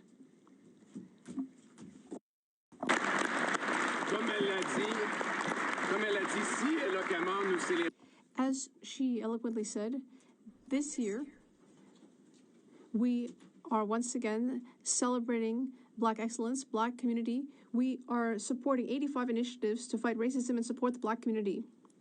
Black history is Canada's history. Member for Foothills. It is wild to hear the Foreign Affairs Minister claim that they support science when the Liberals are literally attacking agricultural research. They are shutting down research centres in Lacombe, Indian Head, Guelph, Quebec City, Portage-la-Prairie, and Cumberland County. Meanwhile, they spend $19 billion on consultants, $33 million on a prison farm, $22 million on beans for women for empowerment in Congo. Why is the Prime Minister dismantling the foundation of Canadian food security just to fund his foreign virtue signaling? Right on. The Honourable Minister of Agriculture and Agri-Food. Thank you, Mr. Speaker. Let's be clear. Science plays an integral role and will continue to play an integral role in this country for agriculture and agri-food. Mr. Speaker, we are maintaining our research and development presence in every single province, and the department continues to be the largest science service center in this country with 17 sites. That's right. By streamlining our research, we are prioritizing high-impact areas, reducing duplication, and better aligning our needs with our ranchers and farmers across this country. Thank you, Mr. Speaker. The honourable member for Regina Capel. Not maintaining their cutting and shutting. Workers at the Indian Head Agricultural Research Farm are the latest to lose their jobs thanks to this Liberal government. This research centre provides cutting-edge innovation on soil management, crop varieties, and disease and pest resiliency. It provides jobs for Canadian scientists, improves Canadian crop production to the benefit of Canadian farmers. Meanwhile, the Liberals have sent hundreds of millions of Canadian tax dollars overseas for stupid, ideologically driven pet projects like $8 million for gender-just rice farming in Vietnam. Instead of closing Canadian research centres that benefit Canadians, why not stop the phony foreign aid project?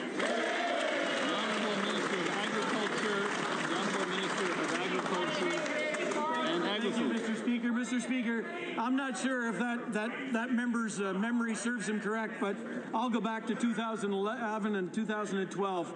That may jog his memory a little bit. A focused agriculture research presence should move away from scattered, soiled research, siloed projects and toward a mission-driven, outcome-oriented system that treats food production as a cornerstone of national security, economic resilience, and climate adaptation.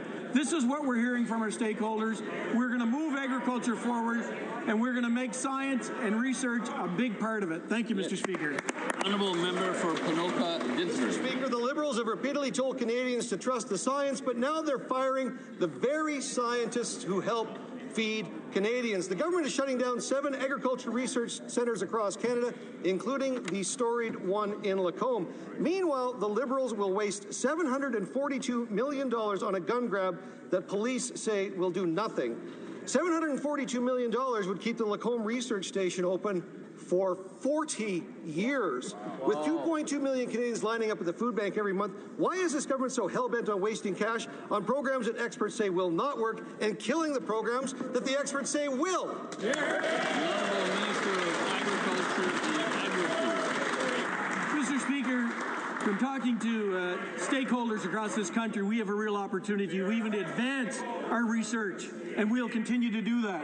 The department continues to be the largest agriculture research in Canada, but this opportunity for transformation in the research sector is most prominent in our agriculture and agri-food divisions, Mr. Speaker. We're going to continue to invest in agriculture and agri-research, partner with our academias, talk to our stakeholders, and move forward with the best science in the world as we have today. That's great. The Honourable member for Carleton. Mr. Speaker, residents in my riding of Carleton want to know what this government is doing to improve affordability. There is good news, Mr. Speaker. Can the Secretary of... That's Pierre's old seat. So they're a little upset that he's speaking. This guy did a lot of walking around, and he beat Pierre out of his own seat. Residents of my riding of Carleton are looking for serious leadership. They're also wanting to see what this government is doing to improve affordability in this country. There's good news, Mr. Can't hear a thing. Can't hear a thing.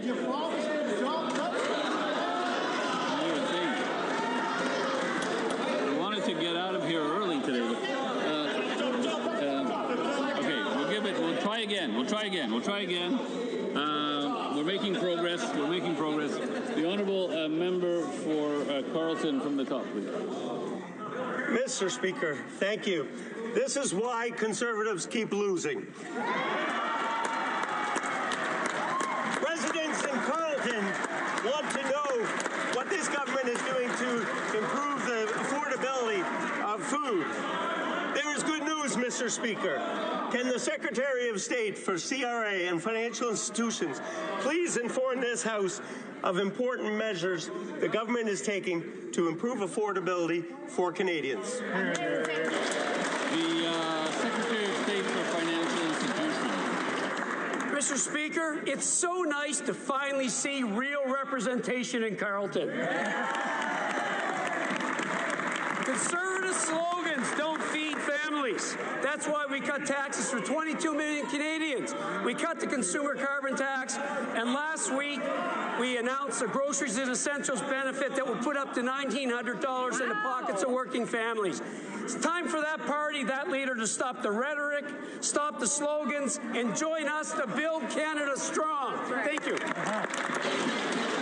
The honourable member for Swift Current Grasslands Kindersley. Speaker, the Prime Minister has admitted that a country that cannot feed itself has few options. However, this Liberal government's closing 7 agriculture research facilities. The research and development has a 35-to-1 return on investment for taxpayers. It's also crucial for growing crops to feed Canada and the rest of the world, despite our harsh climate. With 2.2 million Canadians lining up at food banks every month, does the Prime Minister seriously think that it's a good idea to cut valuable research into how we can grow more food here in Canada? The Honourable Minister of Agriculture and Agri-Food. Mr. Speaker, we've heard around, when I've traveled around the country, I've heard many times that we can do better in research and development. We'll continue to build on that, Mr. Speaker. We'll listen to the professionals in this regard, Mr. Speaker. We're not going to go down the path, Mr. Speaker, of not having science in this country. It's extremely important to our trade, Mr. Speaker. It's extremely important to our agriculture and agri-food communities, and we're going to continue to build on that. Thank you, Mr. Speaker. The Honourable Member for Nunavut. Successive Liberal and Conservative governments have bungled fighter jet procurement for decades. Now, with Donald Trump threatening Canada's sovereignty and our NATO allies, New Democrats call on the Prime Minister to cancel all F-35 contracts and commit to purchasing the Swedish Saab Gripen. The Prime Minister promised to make Canada less reliant on American military. Will the Prime Minister make the switch, or does his Davos speech mean nothing? Hear, hear. The Honourable Minister of National Defence. Speaker, as part of our generational investments in the Canadian Armed Forces, we are procuring a new fleet of fighter aircraft for the Royal Canadian Air Force. We review all procurement approaches to align with the best interests of Canadians and the needs of the Canadian Armed Forces. We are committed to procuring what the Air Force needs while ensuring economic benefits for Canadians. And that is exactly what we'll do. Yeah, the Gripen, we got to buy more jets. Members to the presence in the gallery of the Honourable Kelly Green, Minister of Emergency Management and Climate Readiness of British Columbia.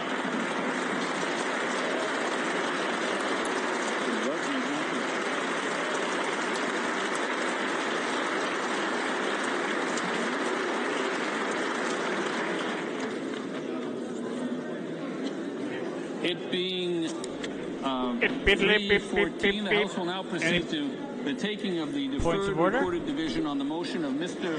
Berthold relating to the business of supply. Calling the members. Okay. Nope. There have been none. Okay, so that's it. Oh, wait. Oh, jeez.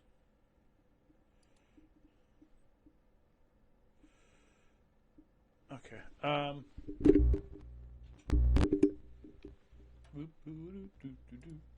Oh, okay. But all right. So that's what we have here. No Pierre.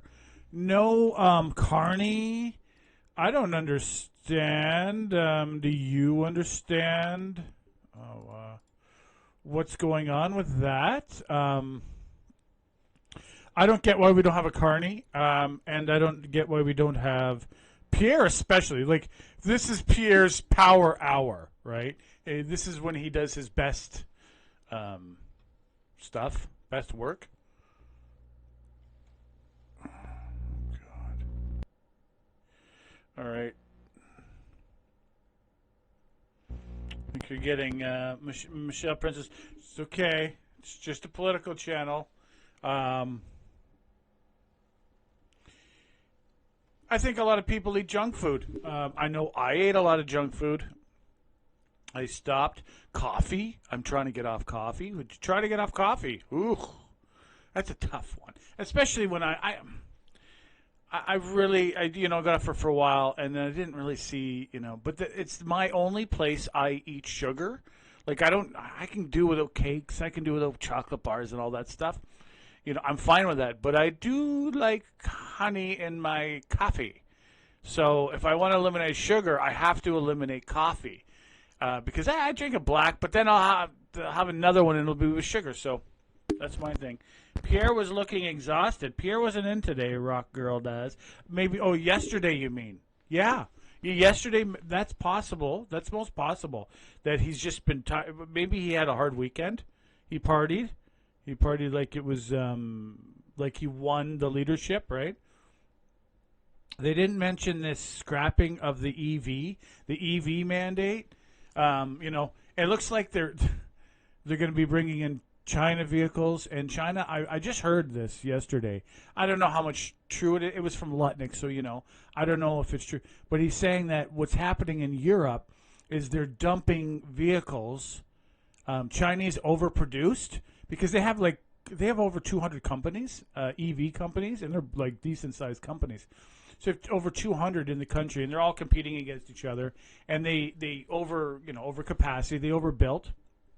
So what they're doing is dumping them, right? And dumping them in markets that matter more. Like there's no auto industry or much of one, a little bit in Brazil, but in South America or Africa, for that matter, or Asia, a lot of Asia. So they're dumping in places that don't. They aren't dumping in those places. Apparently, they're dumping their cars that are $50,000 value American into $17,000 value, selling them at $17,000, and so they're out competing. Obviously, what are you going to do? You're going to buy a vehicle that's for $17,000 that probably should be they're selling for that because they have too much. They have to get rid of it. As technology goes, that vehicle is going to go down in value anyway. So they, sell it now at that price point and get something, or don't sell it at all. That's what basically how he boiled it down. He says they're dumping their cars. So they're probably going to be dumping that same, if that's true, we'll see.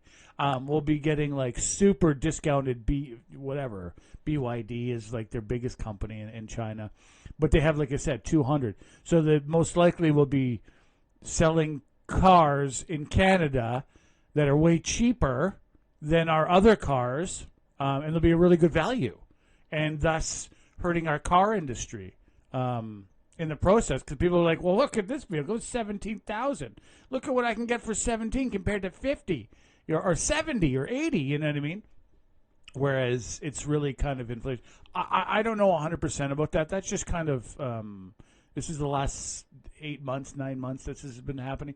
Remember, China did have a plan to basically they built these huge ports so they could basically send ships worldwide, like Europe and America, when Biden was in, and the plan was close. Like they were like days within like putting this, and they were just going to flood Europe and America, us and Canada and America, with vehicles.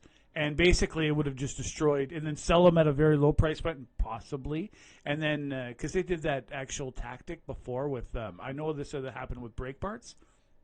There's a company here that made brake parts. This company out in China, they undercut them so severely, undercut the price, and basically the company, would buy the Canadian ones, even though these other ones from China were lesser valued. They were like one-fifth the price.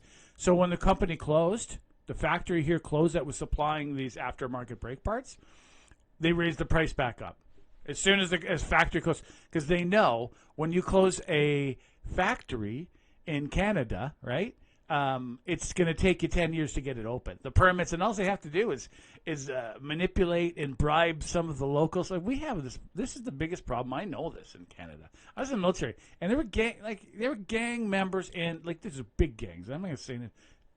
And they were like open about it, and I'm like, oh my god, like you're open about it, like, because nothing happens, and that's okay when we're in peacetime, but in wartime, that's not a good thing. You never know, like, what I mean? We get all these kind of gang things, and now it's happening in the police. You know what's happening in the police. They don't make movies about it. I was watching one channel, and they were saying, well, they were infiltrating us, so what we did was infiltrate them. Well, it's happening.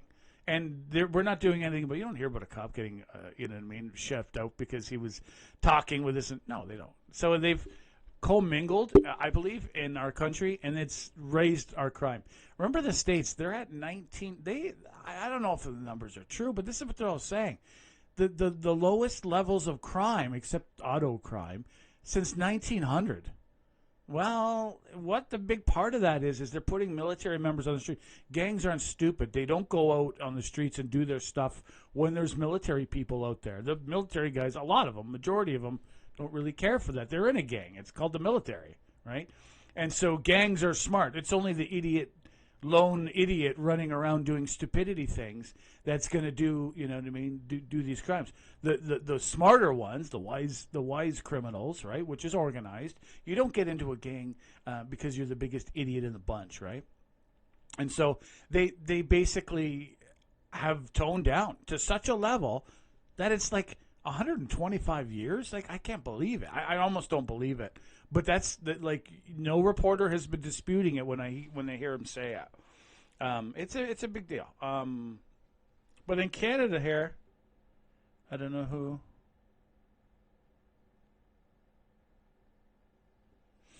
I'm not using your words. I'm not. Wait, super cheap. Yeah, cheap's not here.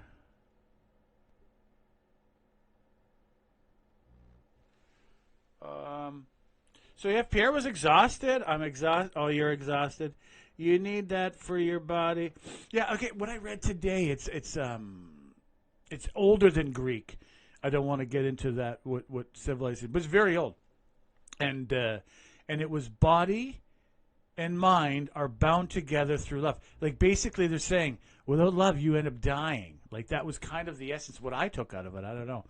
And then I seen another papyri from Egypt, 3,500 years old, and it had a squared plus b squared equals c squared.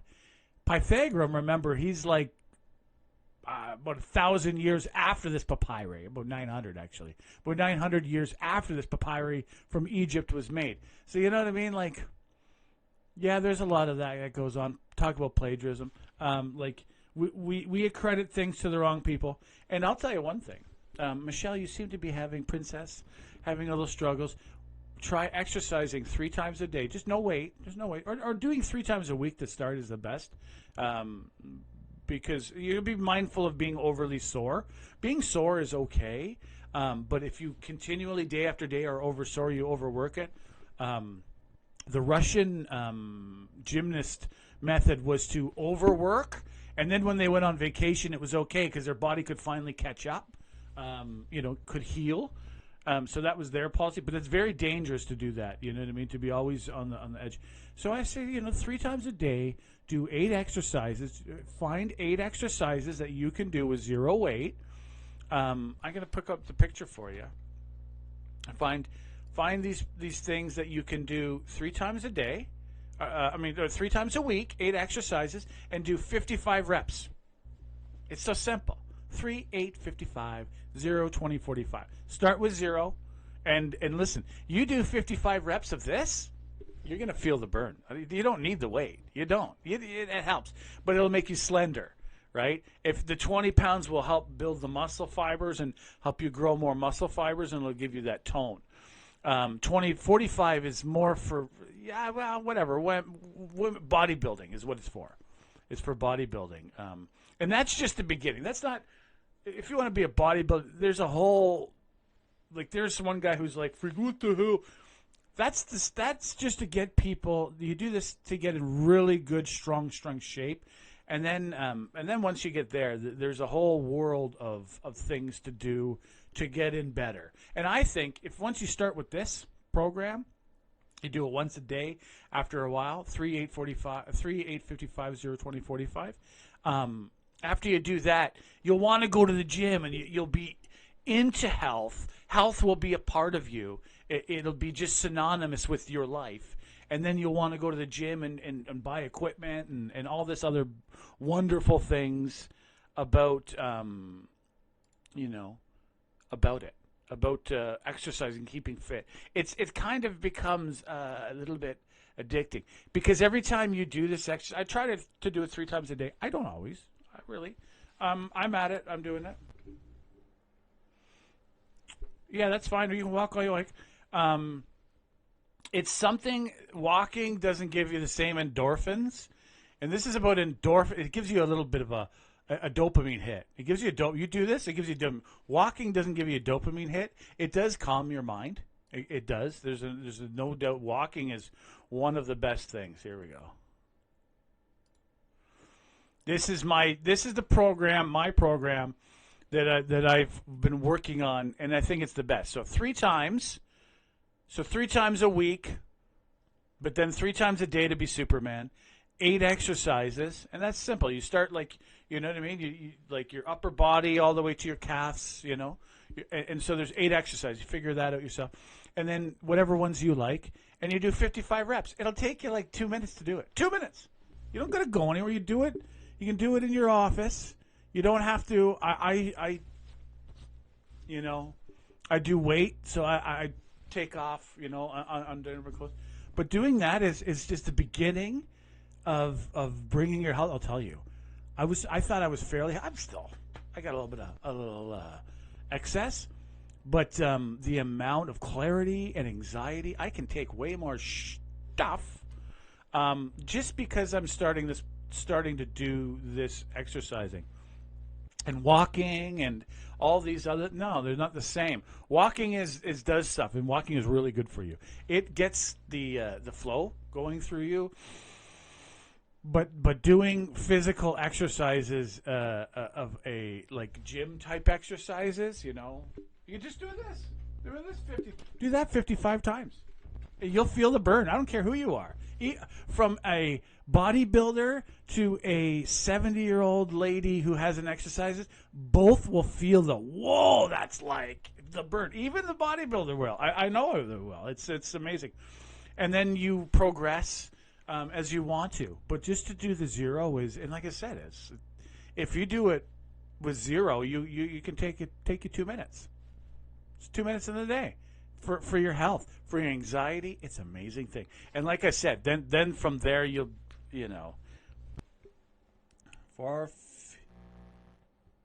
shoveling snow, I felt like I was doing squats. Yeah. Shoveling snow's nice. I love shoveling snow because I don't have a reason to go outside. I wish I would I got snowshoes and stuff. There's no use for that.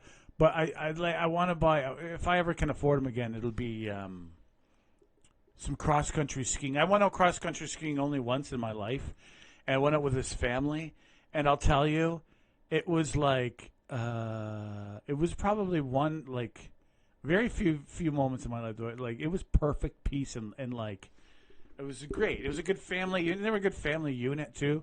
The old man was barging, doing the trail ahead, and made sure I knew what the hell I was doing, which I didn't, And then I got the hang of it. I'm pretty athletic, I use both hands with writing. I'm pretty good with motor skills, other skills. But so I'm gonna shrink that down for y'all. You can do it in your office. You want to start seeing health. It's that there's a part of it that I won't get into. It's almost esoteric. But it's really what it's about is moving the, But so yeah, we went out cross country skiing. So I don't go out in the snow, but when it snows and it's oh good, I get to go shovel the driveway. There's the machine. I got a snowblower, but I would rather do it because it's just done too fast. It does a good job, but I'd rather do it with the shovel because it takes longer and it's better, right? It's better. It feels better. I like to do it at night. I don't know why. I like or early morning, 5 in the morning. When at that time when it's super quiet, because winter has the quiet that summer doesn't. There's squirrels running around. You know what I mean? You can feel that. Whereas winter, the stillness. My favorite is when you get to the high north, and when the ice is popping the trees, you can hear that. And it's creepy because you don't hear any sound. But it's that cold. It's lovely. I've been looking at other countries. I don't know how much, I'm having trouble making money. I got canceled and this and that. So I was looking at other countries to work because, I got a ticket. I got some skills. So I was looking at other places. I like Dubai, UAE, Qatar, Saudi Arabia area. I love the land in that area. I don't know. Egypt's highly populated and, people, too much people, So, so I looked at, I like that. Dubai looked really good because, I kind of know it a little bit. But I was like, and it's beautiful that like Dubai has like restaurants that are like international. It's very Canadian-esque of a country. Dubai is a province of United Arab Emirates. So that province is very multicultural. Like I loved it. You sit down, and you hear some Romanians speak. Romanians is like Latin, and then you hear like English people, and then you hear Arabic and Farsi, and but every time the waiter comes, and then you hear Philippines. You know what I mean? All these people sitting at the tables, but when the waiter comes, you all get to speak English, right? And so it's like, I get the multiculturalism, but I'm not so much out of the water, I can still swim around, right? But then I was like, but then winter. What am I going to do with winter, Ukraine, if this war ends, there'll be a big construction boom there. A big construction boom. The problem is there could be mines and stuff like that. It'll be a very big problem. It'll be danger. But, they got good winter. Russia loves... The one thing I really hate this war more than anything because I love Russian culture because they the way I see it is Russians are like, finally, summer's over. And I kind of am in the same way. I like winter a lot. Like, a lot. And my grandfather told me when I was a kid, he says, you won't like it when you get older. And it's funny. I actually like it more. But we have good jackets. We have good, you know what I mean, in the 80s and 90s or whatever. Our equipment, outdoor equipment, and jackets and stuff weren't as good, right? Or maybe they were. I don't think so. I don't think they were. But now, like, you get heated gloves, you get heated socks, Jake. You can get real nice and cozy. You can get the onesies. You wear the onesies. Snow apparel, and there's this really good company. It's I think it's called First. They sell this wonderful thing. It's a life jacket all in one, so you can literally go swimming. It's like your feet and everything in it, and a life jacket, so you can like fall into the ocean and you'll float like a polar bear. So it's pretty cool. I know I got backlash about the exercise thing, like I was saying, and go back to that. People say, well, this and that isn't the best. I believe it is the best start you can get. It's simple. You'll fail. And it's like really tough to do. You try to do something 3 times, and I pray when I do the part of the exercise, I'm doing one exercise that does the full body, and then I do my major muscle groups with the weights. And then pray in between, and it helps center me like nothing. Like, I don't know. I like it. I think it's good. You talk about getting off of things and the onion gate and all that stuff. These are things that work to get your mind off of it. Sitting here brooding and scrolling is all they want you to do. Watching more TV and all these other things. Eating food. I did it too. I get upset sometimes, and I know I can either get upset and yell at someone, or I can eat something. I know it works. It's a fact. It works. Or I could smoke a joint or drink 1 beer or 2 beers. I don't drink much more than that. I don't like to anymore. I get over that. Once you stop drinking for like a long time. It's been years now. Like in between, and once you get to that point, like if I were to drink 6 beers, oh my God, I will be like, my mind will be, I guess, okay, but my motor skills and stuff like that will be just problematic, and the headache will come. Oh no, I can't do it. I can if I get over that hump. If I go on like a 2-week vacation, all inclusive, and drink like a yaya every day, and then you get back to which people call normal alcohol going through your kidneys. But my kidneys and liver and all that stuff are not used to it. So like it's past. Don't tell me how to live. Well, you can fuck right off. Really? I'm not telling you how to live. I'm telling you what worked for me.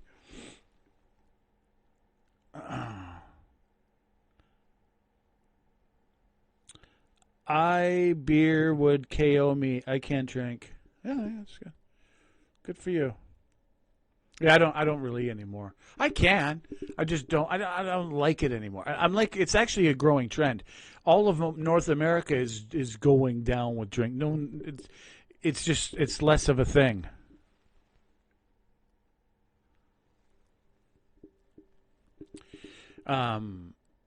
Three times a day, exercise, and all that. I don't know. You feel like it's threats here, Michelle, Princess, and I'm not really liking threats. That's kind of the best thing to do is stay happy and exercise and defocus away from the negativity in your life. And if politics are making you negative, then you shouldn't watch it anymore. They were getting me negative, and I had to pull right back. You know. And I focused on me. I got canceled. I fucking no money, and I a spinal major, like not a little one, major, 2 years. There you go. The thing is basically we have a great country in Canada because we have winter. I love winter. Polar bear dips should be a thing that we do more often. I wish there was more like this is the one problem I have, like I said, with the war. Russia loves winter. So they have every town has a place cut out in the ice so they can go do the polar bear dips, and they have the steps in to keep it safe and the current to keep the net sometimes and sometimes not. The net just in case the current carries you away, because if you're under the ice, it's basically they embrace winter instead of hide away from it. And also I'll say, I'll give this to Quebec as well. When I spent some time in Quebec, they also, the military, they also enjoy it more. They have more events and things out in the winter that we don't have here in Ontario. But the thing is here I'm in Niagara Falls. The one problem is we don't have consistent snow. Like this year's awesome for snow. So we don't have consistent snow. Whereas in Quebec, they have consistent snow, right? So it's basically a better. Well, keep your foot up. Be grateful for one thing every day. That's a good one. I try to be grateful, but I never brought it to that kind of a. That's a good way of. I remember, when I was a kid, I ate at someone, and they said that they went around the table. And then someone had to say something about that they were grateful for. Or was it a TV? I don't even know. But yeah, that's it. Every day, one thing. It would be good if you have a spouse to do that with them, And I'm grateful that you do this, because these things are they're small little things, but they can perk up someone's day. Like the one guy said is, I can walk around 1 week on a good compliment. Right? Mark Twain said something like that, I could live off a good week, right? And if you do a good compliment, a proper nice compliment, whether it's true or not, it can help lighten your feet, right? Give you that small things. And what we have now is basically everyone's incentivized to attack people. That's all it is. To write something in the comments and look, it's a hidden stab at or attack at this person. Ho, ho, ho. That's all we're out in it. It gives you that outside laugh, but the inner, it goes hollow. It hurts you. And you just paid 2 cents to the demons. And you don't need to believe that or not, but you do. Every time you go throw an attack, you're giving money to the demons. I do it every day. I watch politics. But I'm getting better at it, laughing and keeping a barrier from it affecting me. Because the one problem is they're not doing the policies I believe that will help the middle class. And you have to accept that, and then just throw it out, stuff out there, and try to keep a barrier, or else you're going to be paying 2 cents to the demons every time. 2 cents, 2 cents. Every time you go, I like this comment was trashing someone else, you just gave a demon 2 cents. Pew!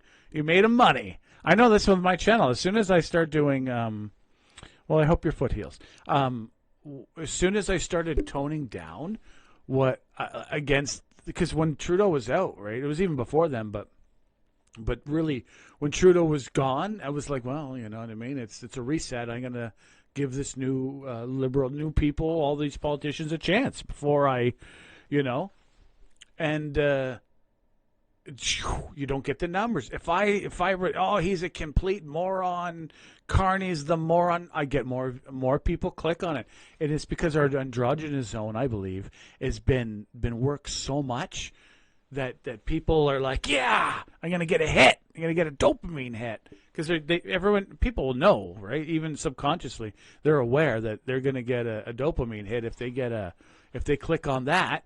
But when it's like not so disastrous anger, they're not getting that dopamine hit. So people don't subconsciously, they just don't click it. And it's where we're trained right now. It is what it is, and there's nothing I can do about it, and it's okay.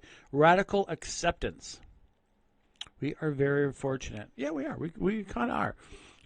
The thing is I realized after I got I kind of grew up blue collar, okay?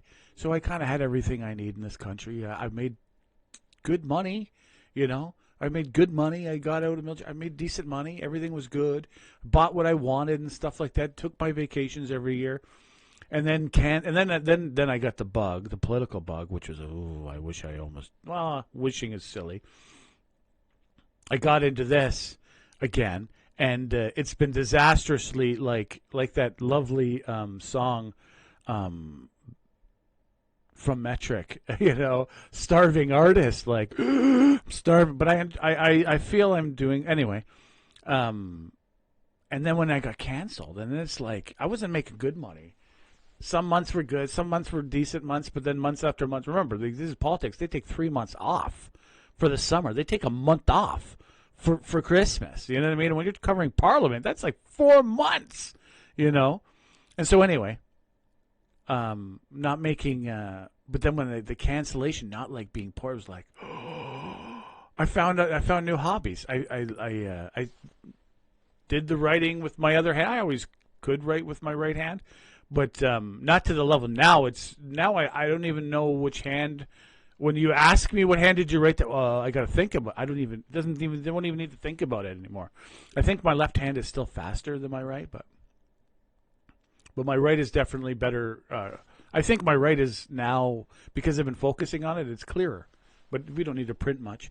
But then that was a skill, and then it was like learning Latin is a skill, and then this painting, and then philosophy. Well, that was a quagmire to get into, learning philosophy. And then it was like, well, my hobbies have completely changed. And geopolitics have always been like my bread and butter of excitement. I know I'm a boring kind of guy. But that's where I was. I know it's not interesting. But I found and it kind of reminds me of that Joker when he's burning all that money on that ship. And he's like, the things I like are cheap, he said. And that's how I feel. I'm like, wow. They canceled me. They took my money. They thought they would crush me, and it did the exact opposite. It made me resilient because I realized everything I thought was the best, they weren't. Even when I couldn't afford pot, I'm like, oh my God, what am I going to do? I can't smoke my I like to smoke pot on Sundays,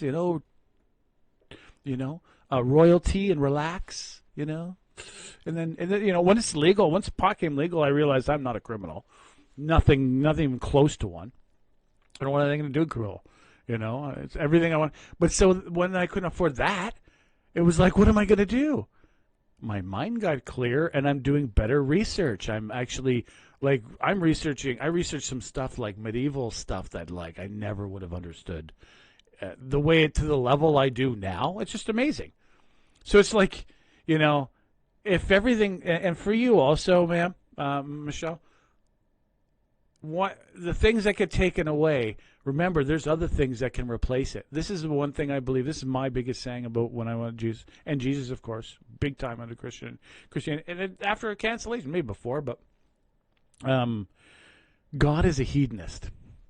That's what I believe. He's a hedonist because every time you give up I gave up smoking. Like, what am I going to do? I gave up smoking, and I thought, what am I going to do with my time and this and that? And I found something else I really enjoyed. Well, I went to kind of coffee. And then when I slowed down on the coffee, I was like, tea is really good, and all these herbal teas. And now it's like clean, cold water. Like, and I really, really enjoy it. I just like, God is a hedonist, because there's always, you give up something that's harmful to you, you'll find, there's another one, no, I don't want to mention that, but with all kinds of eating things, with sugaring things, you know, it was honeyed peanuts. That was one of my things. I put honey on peanuts, sometimes put in the microwave, you know, with a little bit of seasoned salt. Lovely. Well, then now it's like peanuts without that, and I love them. I put the honey on it now, and it's too much, you know. God is a hedonist, so I was always scared of losing habits, and now I realize, don't worry, you can lose that bad habit. You'll find a new one, and it won't be as bad most of the time, right? Because the good bad habits are already for some of us already picked up, right? Radical acceptance. I didn't accept of being poor. I just found other things that found me accepted. I didn't accept it in any shape, way, or form. I don't think. I just found other things that made me realize that we're like, this material world is a bullshit world, and like there's a lot, and I see it, and there are bags. I have less bags under my. I am healthier. I feel better now, and I thought if you would have told me now how I'm living, and I would be happier and stronger and better, I would have never believed you. I never would have believed you in a million years. If you give up cigarettes, smoking, drinking, flantering, going way too much on these dating sites, all these other, eating Doritos on Friday night. I love Doritos and stuff. I still do, but very, very, small bags, and stuff like that. I wouldn't believe it. But luckily, God is a hedonist. He'll give you something else for you to love, I think there's other people with food diets and stuff like that find that same thing. Like if you're a celiac, you'll find certain other types of breads that you'll love just as much as you like that Wonder Bread, because you can't eat Wonder Bread, right? And it's to me is about finding, no one's going to be. Then what I realized too is resilience. It's radical resilience, I think. Is that finding you're not going to get me on anything, because I know there's always something that I can find joy in. You take away my hearing, I'll find a joy in something else. I like music, right? I know what I mean. You take away this, that, you'll find something if you're open to it. If you sit there and brood, like I do sometimes on Christmas. On Christmas, my uncle smokes, right? And I was like, ooh, I'm gonna get a smoke off him for Christmas. One cigarette. Gave me a bunch, and it was like, ooh, it was swimming my head. But I was brooding for the week before. Oh, that cigarette, and I kind of was like thinking about it. I'm like, I want to have that cigarette. I want to have that cigarette. Oh, I wish I had it now. You know what I mean? And then I had it, and it was like. Choked the whole fucking thing down. And then he gave me more, because he's a nice guy, right? Here you go, have a pack. Or he didn't give me a whole pack, he gave me a half pack. And I ended up throwing him in the garbage, because I knew, first of all, I didn't want to get addicted, and second of all, they were like, I was not feeling very good. So I basically realized, no, I'm not going. I don't want to get over that hump. No more smoking. No more thinking I'm missing out on not smoking. No more thinking I'm missing out on going to pubs. Like, come on. Especially the way pubs are now. It used to be, I used to be the guy who liked to go to the bar. There's two types. The one that was punk and scary, that you're probably going to get punched at least once. And then maybe you'll buy each other a beer, right? Those places, love them. Love them. Graffiti everywhere and red, and you don't know what that splatter is there. That's my type. And then of course everyone likes the hoity-toity Irish pub, right? But really my favorite was after work, you go to your local pub and there's a long bar, there's 20 guys, each guy is kind of on their own, right? They're not there in a group. They're not like, you're all there sitting in the bar and you're all talking about most of the time each is trying to talk about their own job, really, because that's what men do. So each is trying to talk about their own job, and then sometimes whatever's on the TV or the news jumps in the car. I like that. You have a few, you go home. That was my flavor. And then I realized as time's gone on, these, first of all, that type of man doesn't exist anymore. They've retired, and there's no replacement. And those jobs aren't existing, and then there's like 3 people at the bar. You know, like 3. This used to be a totally different animal back in the 90s and the 2000s and stuff. Now when you go, it's like the last remnants, diehards, and then like the drug dealers, right, who have a big attitude. I don't really want to talk to them. Let's just have an attitude. I want to talk to a working man, right? And that was my flavor. C'est la vie. Times change, right? 41 million. Who is this?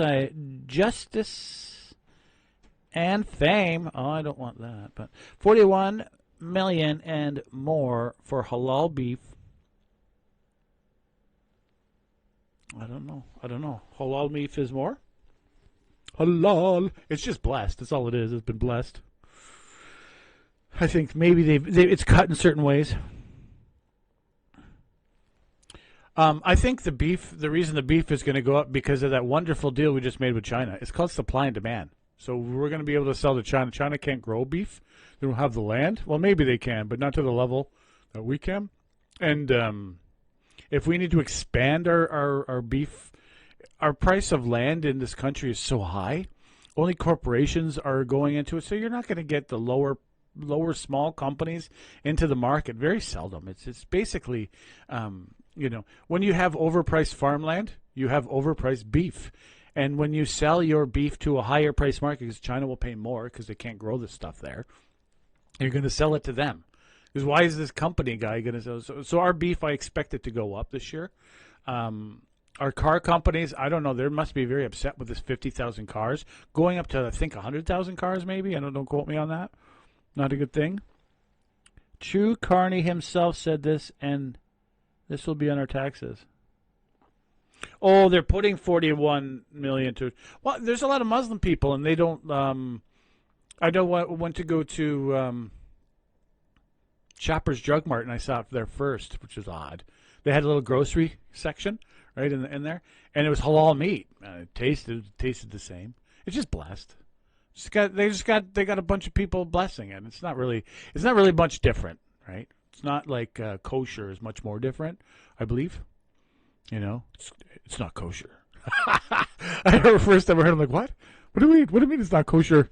Because I never knew it was the guy is Jewish guy, right? And I never knew that, because I was young, I didn't know that kosher was to do with food. I only heard the slang of it when someone would say, I'm not doing that, basically. That's not kosher. Or that's not cool, right? I thought of it as that of a word, but when he's seen food, I'm like, what do you mean? It was pork, right? He's like, no, it's not kosher. I was like, what? What do you mean? You learned, eh? But they eat some pretty damn good Jewish. Have some brisket. I had brisket. I've written poems about brisket. I've been slowing. That was another one. I forgot about that. I got into the habit of writing poems. I love writing poems. I write rhymes and stuff. Not many people read my crap, but I love it. I love writing and the rhyme with the in it. And what the problem is, though, when you write in the rhyme, sometimes I think I'm clear, but when you write verse like that, people can see it in which way they want to. So it's not necessarily. I've gotten reaction back, not too much, because through the ether kind of thing. About it's about this, and I'm like, no, not even close. But then I read someone, I think it was Sheryl Crow or Alanis Morissette. I write something and you let it go, and you interpret it the way you want to, and you release it to the universe. And I don't care what you think. Well, I said, flock off. Think what you want. If you want me to explain it, you can ask. But most people, they don't. They just they make an opinion on what they think of you or what they want to of you. So you just you have to let it go. You can let it go. If you do anything, that's what I learned from them, because you get all worked up about stuff, and it's like, why am I worked up? What do I care about this person? I don't even know. Saying some stuff. Also on the website. Oh, what's this? Well, I don't know, but we aren't that bad. You got to eat less beef. There's rice. If you can't afford it, you know. I've been trying to. I don't going to tell you my diet, but I've been changing it, trying to cut the cost. What is going on? Oh, it's the curtain. Someone's behind the curtain. Like, what is going on here? Also on their website. Yeah, I do On. On is from St. Augustine. He did On. He was the first to do On, and then if anyone knows where I got or where On and or what On is, then kudos to you for your esoteric knowledge. But On was St. Augustine, and he did this wonderful books on, and it was basically on this, on that, on this, on that. Hey, there's Escrow. Oh, sorry, Escrow. She's one of the best MPs, and they don't let her speak. She knows what she's talking about, and I think they should be using her more. And same with MP Suds. MP Suds is like, I don't like the way this camera's. MP Suds is like, if you want to comp, she seems very like, I don't know her. I don't know either of them, obviously. But she's like, at work, at their parliament, she's calm. She seems like such a nice person. She's like, she brings the temperature to a nice level. You're like, yeah, everything's all right. Why? I don't know. She just spoke. She said something. I feel better, right? She's good at that. And Escrow, I think, would be a good, strong attacker and sharp. I hate to see, yeah. Anyway, that's all my pontificating. I wish to expound onto. I don't know nothing, right? You know what I mean? I'm just an idiot. I'm just Saint Foo, right? Not even worth that. I don't even think that. Yeah, it's time for the music. Horace. I don't know. I had to make music.